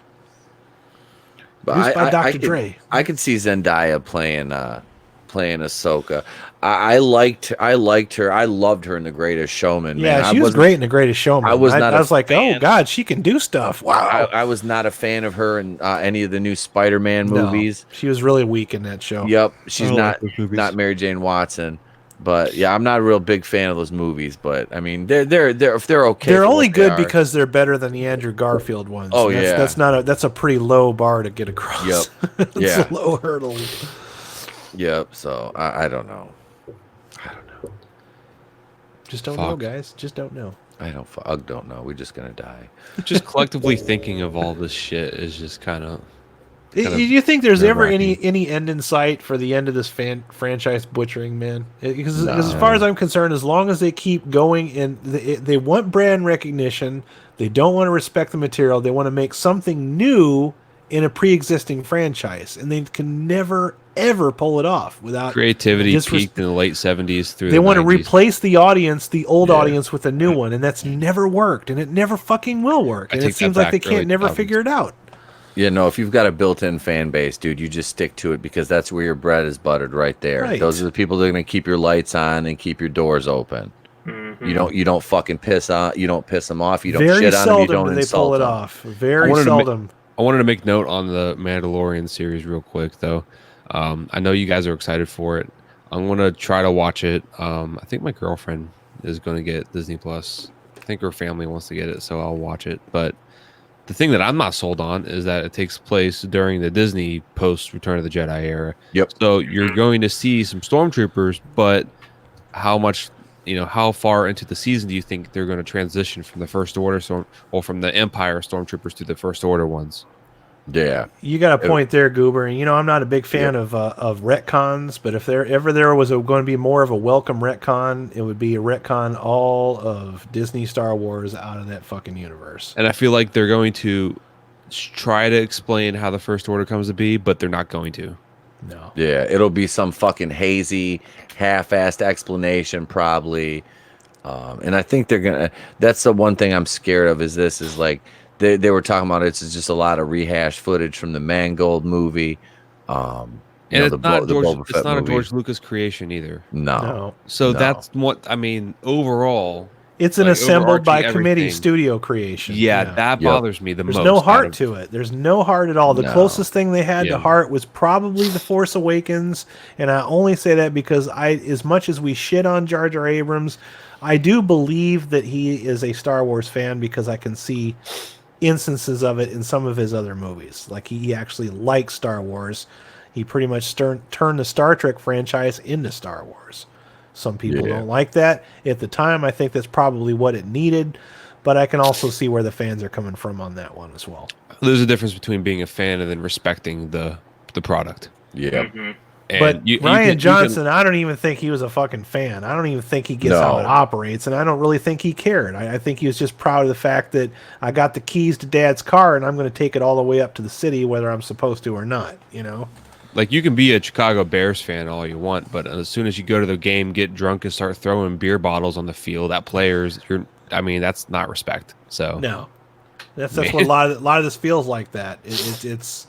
Yep. I'm in charge now. All this shit that you liked, we're getting rid of all this shit right out the gate. It's like Jeremy John said with the Terminator Dark Fate thing. He's like, well, I had a really hard time enjoying the rest of the movie because that first 5 minutes just fucking threw me off. Threw me out the. You know what I mean? It just like plus the next 30 minutes is in Spanish. Yeah. And if you don't speak Spanish, you're kind of fucked. There's a little bit too much subtitles. There was something they did really cool. Did you guys ever see the Hunt for Red October? No. Yeah. There's a part in the Hunt for Red October. Obviously, Sean Connery is playing a Russian submarine commander. Everything's in subtitles for about 2 or 3 minutes. And then they kind of do this thing where they're talking and they zoom in on their mouth. And then they zoom out and they start speaking English. And that's to tell the audience that these guys are speaking Russian, but we're not going to do the dub thing. We're not going to do the subtitles. We get these people are talking Russian, And then the rest of the movie is in English. And I don't know why nobody ever tried that again, because that was an awesome way that they were able to solve that problem. That works. That works. I loved it. All right. So you got anything else, Groove? We're gonna bump it down to. No, I'm gonna leave off the Eternals thing. We'll save that for another episode since we're at 2.5 hours. Yeah. Let's kick it down to Cody for some Florida Man tales. All right. So as the whatever it's called, what's my role again? You are the. It's the supernatural representative of the Florida Man delegation. Yep. Jesus, that's a mouthful. That's what she said. I know she was lying because I understood every word. Okay, see you guys. It was a nice show. Yeah. Nice knowing you. All right, so guys, so as this role, my job is to bring you ridiculous shit. Not that we haven't been talking about that before, but it's involving Florida, my homeland, and now Adam's homeland. You weren't born a Floridian, but you know what? You're getting accustomed to the. I'm from Illinois.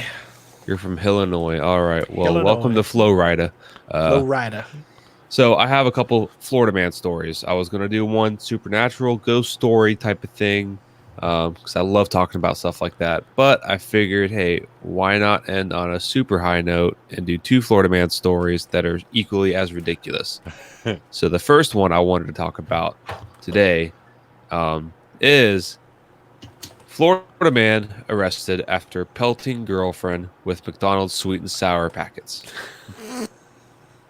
So, Where's the Szechuan sauce? Morty, where's my goddamn sauce? So this comes from ozarksfirst.com. A Florida man pelted his girlfriend in the head and face area with sweet and sour sauce packets Sunday because he was angry she had bought him the wrong food from McDonald's. A felony Punishable by death. Jesus Oscar Ferrer Jr., 30, attacked his girlfriend, to whom he has a child, in the couple's motel room in Tampa, police said. A struggle ensued and Ferrer allegedly pinned his girlfriend to the ground. He placed his palm on her face and pressed her head into the ground using his body weight, which prompted the woman to rip off part of his beard. Oh. And if you want to screen... Hold on, let me see. Let me do this real quick. That would fucking hurt. Hold on, wait. Yeah, Pete ought to know. He had his ripped out recently. Yeah. So... Oh, yeah. So if you let... This guy got kicked off the set of Duck Dynasty. It's Uncle Si's illegitimate kid. Imagine that shit getting ripped off his face. He was voted most likely in high school to start a sleeper cell. Look at this fucking guy, man. He Is looks that like Al Baghdadi? Oh, something. Yeah. He looks like he participates in like homeless orgies, Oh, whereas they call it a soup kitchen. This guy was on the first. I think this guy was on the first bum fights thing. This guy's probably freebased some bath salts a couple of years ago. Oh yeah, he's definitely eating a homeless person's face. This guy runs the Miami to Cuba cruise lines. we ratcheted a bunch of Rubbermaid totes together and we float across. That guy's got a whole Smurf colony living in his beard. Oh God! It's Peter Griffin when he first discovers growing a beard and has the bird living in him. Oh jeez, this looks like pubic hair. Jeez, even Grizzly Adams would be like, "Get the fuck away from me, dude! Seriously." I don't think Ron Swanson would respect that beard. Imagine going to a Ryan Johnson play on Broadway and throwing fucking sweet and sour packets at his fucking actors. That's honestly like what my goatee looked like when I woke up in the morning.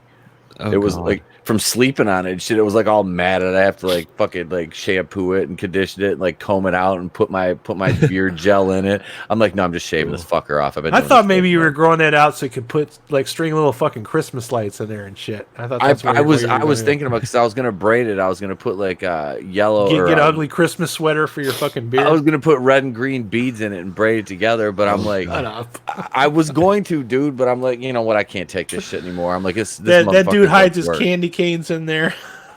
Ain't fucking with my candy canes. When he goes into the movie theater, he's like, I hide them little traveler bottles of rum in it. I'm like, pull it out. Jesus, dude. We were doing. Me and the wife did that at Joker. We fucking snuck in like what was like 8 little traveler bottles of rum with us. Dude, I'm bringing in a lot of alcohol for the Rise of Skywalker. We were just sitting there getting lewd, but like I didn't have to get up and go to the bathroom once. I was like, I ain't getting up. I was like, I'm not getting up. So how you gonna get through Charlie's Angels, bro?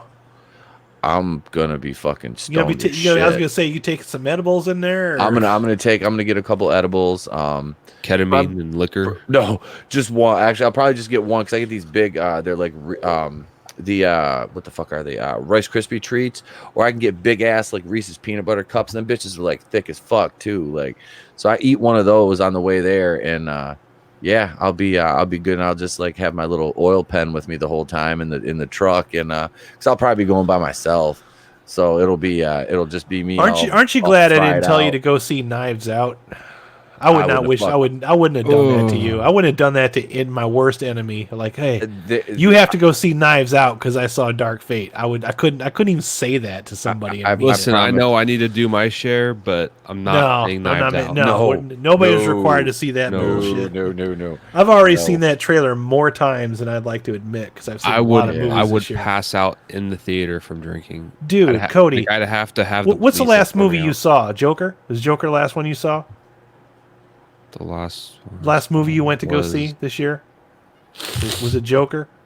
Fuck, can't remember. I think it was damn, what was it? That good, huh? Because I've been to the movies more this year than I've. What I was getting at was they've shown the Knives Out trailer in every freaking movie I've seen this year. I think it was Scary Stories to Tell in the Dark. Okay, yeah. I wanted to see that. I missed it though. I bet you they had a trailer for Knives Out in there too, didn't they? Every movie, it's like they know nobody's going to go see this, so it's like Knives Out, Knives Out. I flipped the screen off at that. I did too, dude. I was like, yeah. When they played that, it's okay. Kids listening at home, if you want to make it through Knives Out, just drink gasoline while you're in there. Or bleach. Or antifreeze. It's just Mountain Dew. It's just down Mountain with Dew. a couple of Tide Pods while you're. I mean, Hulk Hogan drank antifreeze and he came out okay. It's in Fireball, so it might as well. Suburban Commando, anybody? Oh God, Suburban Commando. Antifreeze. Oh, with his fucking tutu. Riot Punch. And then Vin Diesel had to go and copy him. Yeah. What are you gonna do? Kick my butt? No, it's the '90s. We're gonna sue you. Now we got John Cena. Oh yeah, John Cena in the firefighter movie. I made a fantastic joke with using John Cena the other day. I was talking to Pete, and I was talking about the new Avengers that were coming out and how they have no one left. And I was like, instead of calling them the A Avengers, they start calling them the B Avengers because they have all B-listers left. And I was like, I was like, this summer, coming to a theater near you. All new, all stunning and brave. B Avengers. All stunning and brave. No one's going to see it. Fucking Squirrel Girl and Miss Marvel and She-Hulk and Captain Pan Mediocre and Valkyrie and Lady Thor. And fucking there's Doctor Strange, the male feminist amongst all of them. Mm-hmm. And Benedict Cumberbatch is like a straight up like male feminist too. Like I saw that motherfucker looks like a goddamn AIDS patient. He's so skinny. Is it wrong that I didn't like Doctor Strange? I love like that movie. I liked it. Not one of my favorites, but I liked it. I could not get into that one. I had to watch it. I had to watch it twice to fucking kind of get it to take, I guess. So I'm going to say this, and you won't be able to unsee it. There was something off-putting about him, and I couldn't put my finger on it. And then I realized that his face, it looks like when he was being pushed out of the birthing canal, it just got stuck that way. He's like that scene in Army of Darkness when Bruce Campbell's like getting punched by that skeleton, and the book sucks his face down into it, and then he pulls it back out, and his face is just. It's like that, right? Yeah. Exactly. Oh my god. Oh, I fucking love that movie so much. Oh god. Wait, let's see. Wait, Ray's Double Dong says I'd rather watch Knives Out than watch Last Jedi again. I don't know. Oh, man. that's like would you rather be shot in the face? You guys realize that Knives Out was in the story of the story written by Rian Johnson, if that tells you enough already, was inspired by Star Wars fans. That's Knives Out is about Star Wars fans. That's why everybody's like an evil white person in the movie, right? Because we're representing basically he's putting we're the incels. Yep. So that's why bunch of alt-right man. For that reason alone, I hope it bombs to the stone. Oh yeah. Age. Sorry we didn't like your fucking science project there. Yeah. Ryan Johnson. Sorry that subverting expectations wasn't our priority. Yeah, sorry, Rianne, roundhead. What you got another Florida man story for us, Cody? Yep, sure do. So this goes back to, I feel like I talk about food a lot, but this is just, it's too good not to talk about. Florida man eats only macaroni and cheese for 17 years. Here's why. What the fuck is in the water down there? It's the humidity. It makes you Pure lose your judgment. Yeah, pure righteousness. They don't have enough Chick-fil-A. Oh dude, it doesn't even touch Chick-fil-A. Thank God. Anyways, a man in Florida has spent the last 17 years of his life chowing down on pretty much nothing but macaroni and cheese. This comes from Newsweek. They found me? he knows he has he knows he has an eating disorder. He knows it has horrible health benefits, and he acknowledges it has affected his social life. What if his friends are like, you know what? You like mac and cheese. Fuck you, man. I'm out. Like, how old are you, man? Like 12? You've eaten macaroni and cheese for the last 17 years? The fuck is wrong with you? You are 47 years old. I haven't gotten to it yet, but he's only 20. So since he was 3 years old, he's been eating only mac and cheese. Boy, his family did. Who enabled this? Did he grow up an orphan? Was he the only one in the trailer? Or it kind of So it gets kind of sad, but at the same time, you're like, why is? I feel like after a certain point, his parents probably just like boiled noodles and slapped a block of that like orange government cheese on it and said, "Eat up." I remember that shit, dude. Well, hold on. That government cheese actually wasn't bad. To be honest with you, I had it before, man. It was not bad. Used to be good on a cheeseburger. The man is simply known as Adam in a video by Vice, who first brought the story to light. Adam lives with his grandparents, Richard and Faye, in a small town northeast of Gainesville called Keystone Heights, which isn't that far from you, Adam. Adam said that as a child. Surprise! Live stream from his house. Adam. Hey, I don't eat macaroni and cheese, so fuck all y'all. He says, wait. I got a second, Chris Wicks. He must be related to Jeremy from Geeks and Gamers. Probably, bro. Jeremy eats like a 12-year-old too. He does. Adam said that as a child, he was physically abused by his father so bad that he was removed from the home by the Department of Children and Families. Yeah. All right, now I can't laugh. Fuck. He said he developed post-traumatic stress disorder from the situation, and that he found comfort in soft pasta shells covered with cheese. Okay, I'm gonna laugh again. He tried other foods, and even tried other foods and flavors inside his mac and cheese.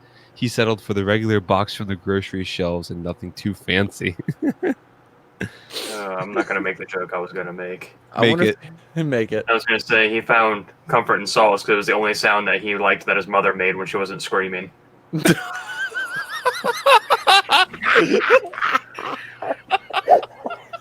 Oh my fucking god!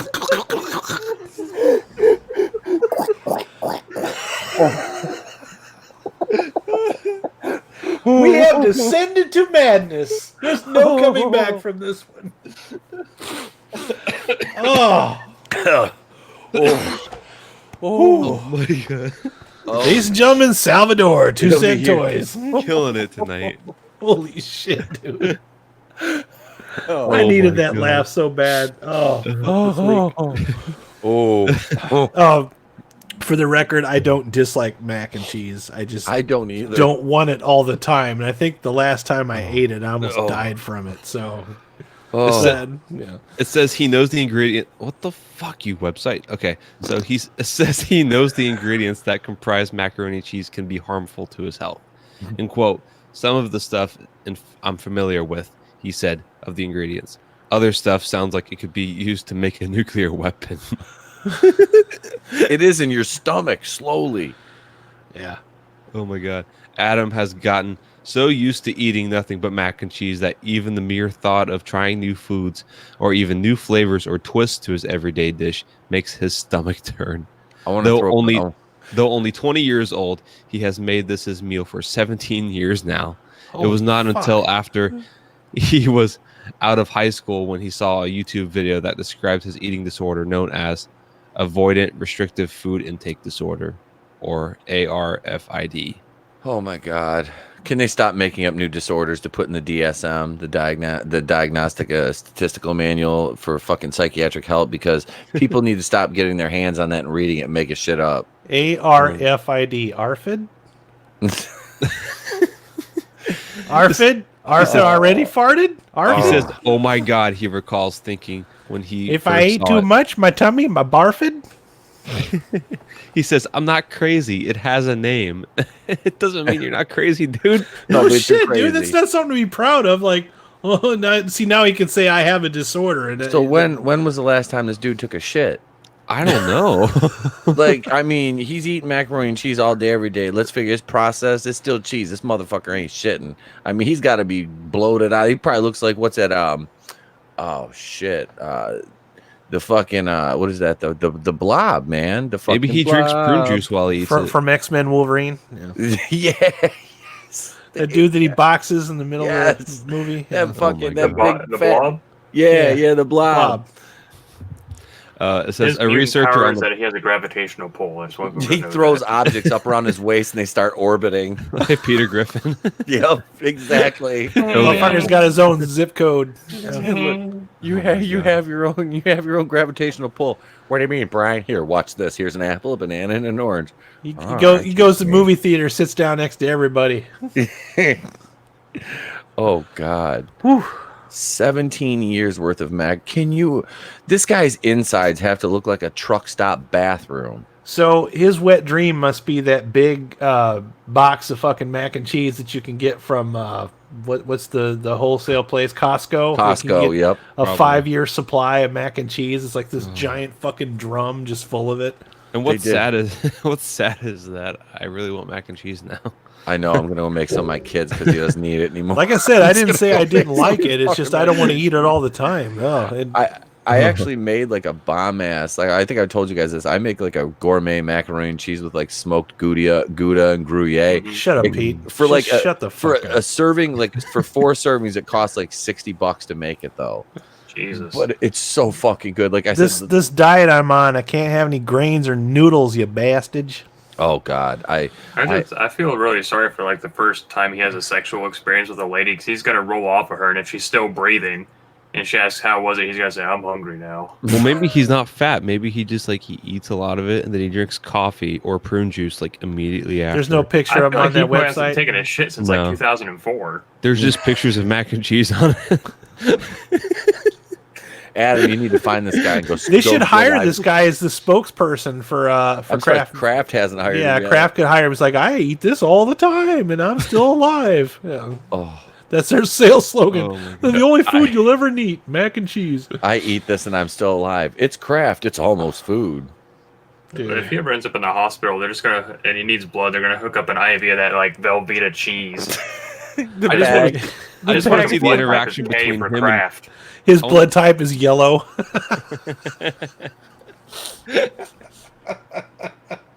Yellow food dye number 1. Oh, blood God. type yellow. Blood type is yellow. Fake. I just want to fucking see I want to see the interaction between him and Jared from Subway. So, well, he's my a little young. He's too Jared old might for try to Jared take now. advantage of him. Yeah, he's too But- old. my sister used to get mad when she was little. She'd go over to my aunt's house, and we'd say, "So what'd you have for dinner, Sarah?" And she goes, "Yellow meal." Like, fuck you talk about yellow meal. You know, Sandy, she never knows what foods go with each other. So we had like bananas, fucking macaroni and cheese, and corn. Yellow meal. Yellow meal. Who is this? My aunt. She does shit like this. She doesn't understand really? what foods complement other foods, so she just makes up whatever the shit they got. It's like, So oh, she's here. color coordinated. Gotcha. Yeah, she color coordinates the food. Can you imagine mac and cheese, corn, and bananas? I want strawberries dipped in ketchup. Like, That's an interesting blend of textures and flavors. She just Sarah called it yellow meal. That just stuck. We always joke about that shit. I thought you were about to say like grits or something. No, You we know, don't eat grits. I bro. used to eat grits as a pre-workout because you take a pack of them instant grits and mix them with about 2 scoops of peanut butter, and it's a decent pre-workout. I don't think I've ever had grits in my entire life. I I don't. bet even know this what guy it does the tastes same like. thing with mac and cheese. He just pours the hard noodles in his mouth and just like dumps the powder. Hardcore. Drinks some hot water and just let He's that like shit boil in his scalding throat. hot water, Yeah. dumping it down his throat. His pre-workout before going to the gym, if he does, is just the cheese and water. Post-workout shit. Couple raw eggs in there With with the the fucking blender and noodles. just blends the I'm noodle. telling you, man, that fucking Kraft dinner, them little boxes, that's like the bottom of the fucking barrel, man. when it I'm comes pretty to- sure that meme I sent is photographic evidence that this man exists. Right. Wait, hold on. What? The only thing I can think that would be worse is maybe ramen noodles, bro. Oh God. Ugh, that's when you know you done got it bad. It's you when you're really poor, you can afford to eat ravioli out of the Beetlejuice can one? or fucking Yeah. ramen noodles. Oh God, that's disgusting. I'm pretty sure that's that man at Walmart. Yeah. I think you know what's fucked up, man. Is like I think every Walmart has one of those people. Oh god, Like, I'm they willing got to their bet own this- fucking website. I'm willing to bet that on a hot day, this kid could go outside and stick the dry noodles in his folds and then boil them that way. Oh, Just from all the sweat and the heat. fucking Sal's on fire tonight. Adds a little bit of salt to it. Uses butt cheeks are like a rice cooker. Oh God, where's my fucking garbage can?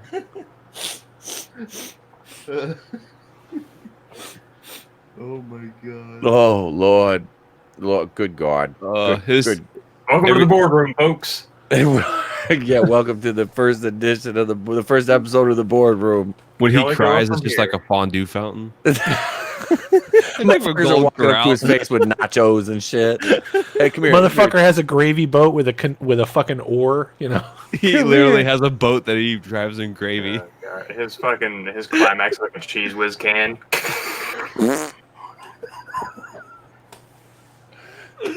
I was gonna say it's like when you're squeezing that bag of cheese and you cut the corner of it off to get ready to pour it in the pan, it just goes out like that. There it is, right there. Either that or just a little shot of the dust from the fucking powder. He probably has dreams, man, where he dreams about filling one of them little fucking waiting pools full of mac and cheese, just diving in that shit. He's probably a Packers fan. Oh, he better be. Oh, he's got to be a Green Bay fan. Oh my god. Dear Brett Favre, I wrote you every day. He lost his virginity to a cube of Swiss cheese. And you know what is it in Kraft Dinner anyway that they put? Is it just like crushed up Cheetos in a fucking package that you dump in there to make that shit? I think so. It's not cheese, man. No. That's not cheese. It's just some shit that they call cheese. It's the ashes from his parents. It is, yeah. It's the remnants of the Cheetos long past. Yeah. Oh, Jesus Christ on a cracker. Damn So it. seriously, Adam, this guy lives by you. You need to find him and No. live stream No, with I him. don't. No. Yes, you do. Not This is your happening. assignment. No, that's not happening. He's like, no, I don't have it. That's in not me." a reality. Yeah, I'll go see Knives Out before I do that shit. I'm not getting in the same room with the macaroni and cheese motherfucker. All right, I will go watch Knives Out and rather perform a frontal lobotomy on myself with a coat hanger in a parking lot. Oh my god, I can't imagine him in the movie theaters. He probably takes that little cheese powder you put on the popcorn. But he takes the whole thing and just dumps it on. He gets those fucking shitty nachos that you get from the movie theaters. He throws the fucking nachos out and he just eats that little packet with a fucking spoon. He grabs a straw and just slurps it. I like to think that on long he road brings his trips- own noodles with him and throws When you it want in to there. drink a cup of cheese. I like to think that on a long road trip when he's driving, he just takes the powdered Kraft and some shredded cheese and packs it into his lip like a dip. It's like a jaw. What do you got there? Kraft Dinner. Next good shit. Triple cheese, going fancy tonight. I bet this motherfucker probably loads his plate up with mac and cheese and drinks a Diet Coke.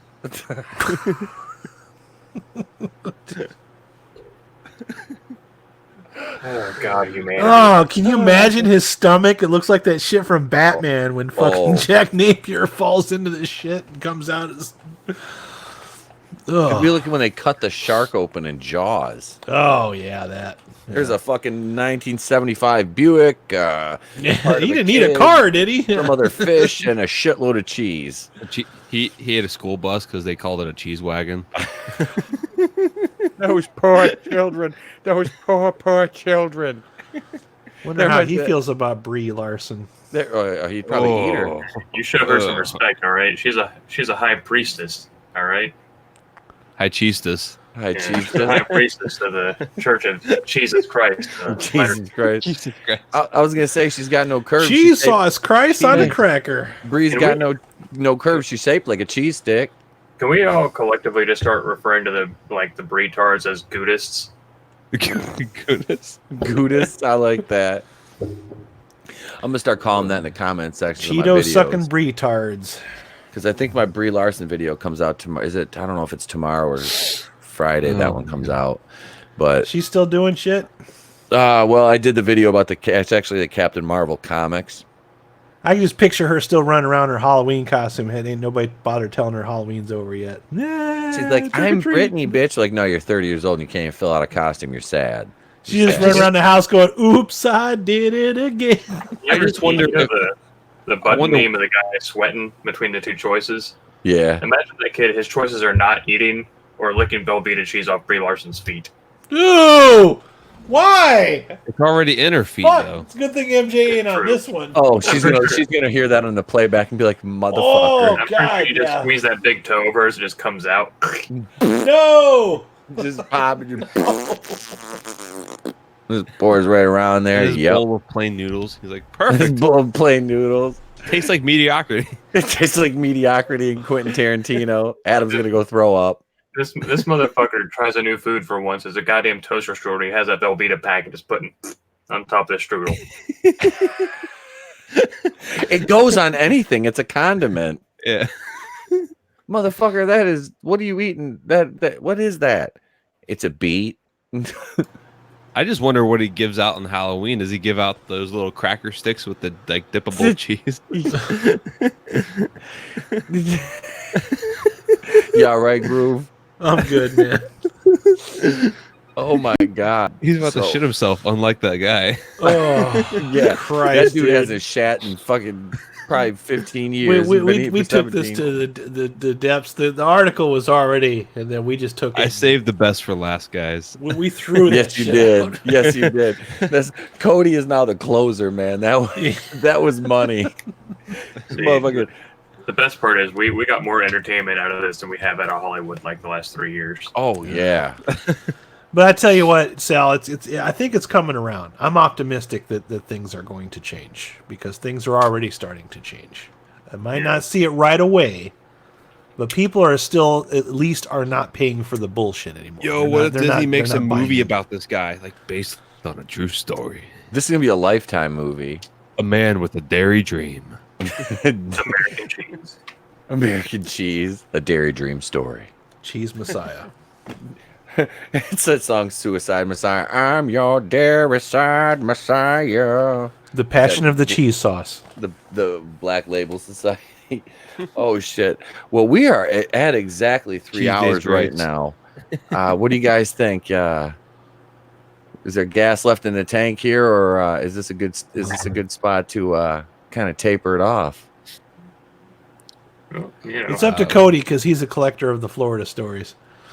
I mean, I don't have any. I That mean, was the I have last one? more, Okay. but I mean, I'm not going to Okay. share them all tonight. I think two's good for Save them for Yep. save that shit for later. It was I'm gonna our need my- inaugural stream, so we had to make it count, right? I'm going to need my inhaler if we keep talking because we keep laughing like we are to go to the hospital. man. well, I do have one last thing. Yeah. So Okay. I've heard a lot of people saying that the new Terminator movie, I haven't seen it, but I've heard people calling it like Herminator Dark Fate and all that. And I noticed that the new antagonist Terminator looks like Pee Wee Herman. So why haven't they called it the Pee Wee Herminator? The Herminator. I've heard someone Pee-wee call I it the think Herminator. Angry Joe called it that. Yeah. Did he? Some of my favorite things that have come out of this one is I'm the one that came up with T1000, and then the bullshitters called it the LGBT 1000. Yep. So That was just bad. And yeah, the Pee Wee. I'm trying to find my bike. they weren't really pushing the whole LGBTQ thing. They were more pushing feminism. Though. Yep, that was it. they really, and I was at a point, Sal, where like I was trying not to look for it.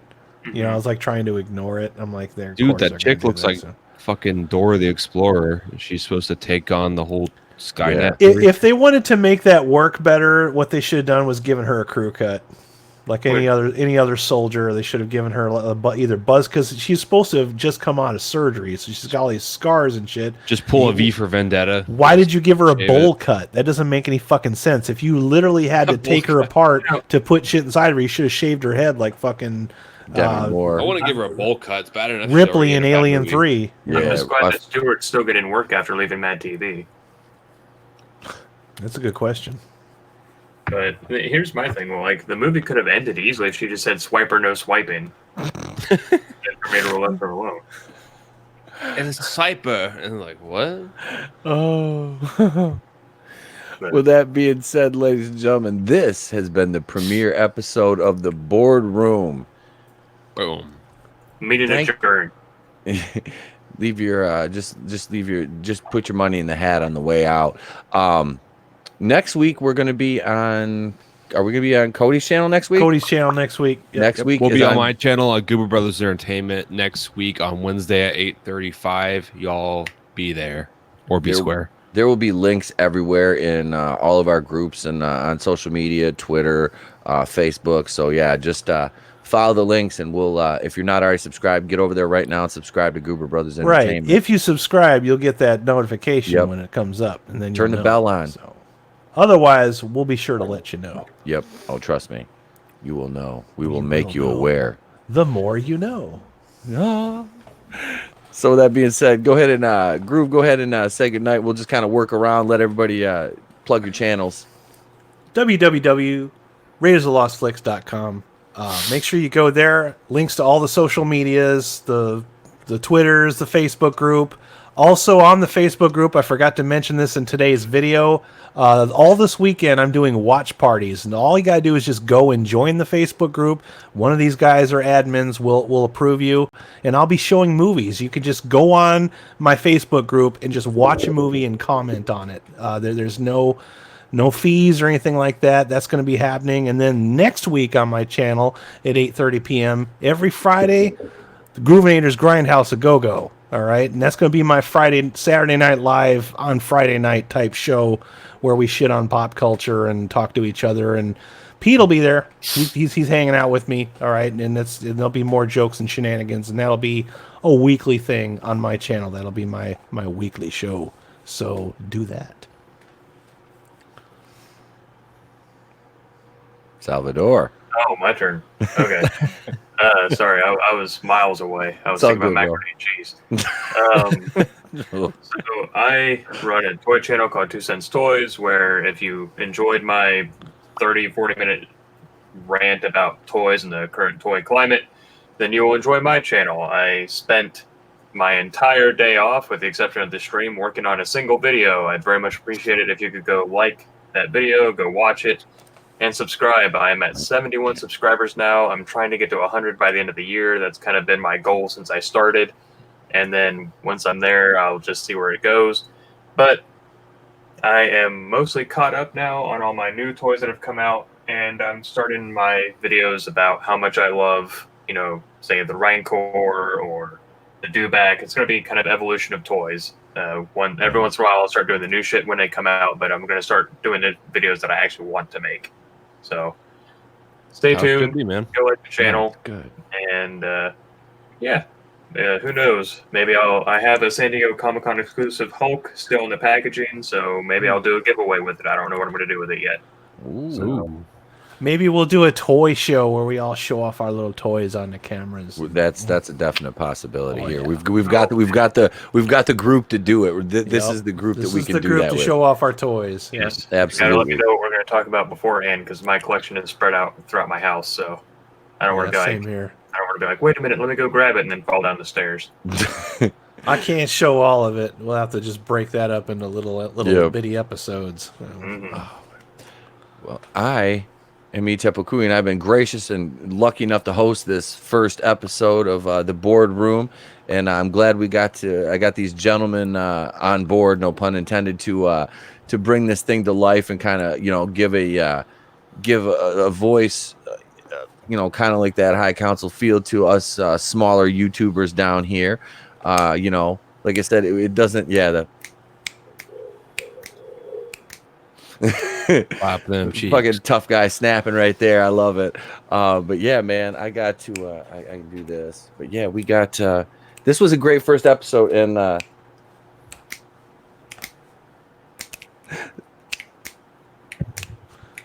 fucking lag. We can't coordinate that shit. Well, it's trying to get 3 white people to coordinate anything. Is fucking. Let's just be honest here. They got no rhythm. It's a good thing we're not singing or fucking dancing. No rhythm. No Thank rhythm. You guys. Thank you guys for fucking tuning in and hanging out with us for the past 3 hours, man. We appreciate it. Chris Wicks, dude, you rock. Thank you so much, man. You're just like you're a super fan of all our channels, and everybody else in the chat, Appalachian American, Atomic Fire, the Elite. Thank you guys for tuning in, and be sure to bitch slap that like button on the way out. Subscribe to my channel. I just hit 115. I don't really have any goals for the end of the year. I gotta take these off. They're fucking with my headphones. I just want to start getting hits on the videos. I'm trying to do a little more with production on them. I've done a couple of read through videos recently, but you know what? I got a couple coming out because I'm gonna be gone for the weekend. So we'll be back Monday night right here with Going in Raw. I'm gonna be on the road a lot tomorrow. That's why I had scheduled videos dropping. I shot them last night. I was like, I'm just gonna shoot these because I knew Friday I was going out of town. I didn't know I was leaving. I found out this morning everything, so I'm like, oh, that's great. So we gotta get these up, but yeah. So the channel's doing good. Grooves, you're at like what 324. 324. Nice. Somebody subscribe, give him a round number, get him to 325. I'm gonna go with the Facebook group is like 313 or 314, and it probably will pick up more after I start showing these movies. Like I said, you go into the group and a movie will be playing right there, and you can just jump in and chat with people. So nice. Cool shit. Awesome shit. Nice. Well, thank you guys for hanging out. Thank you guys for listening out there.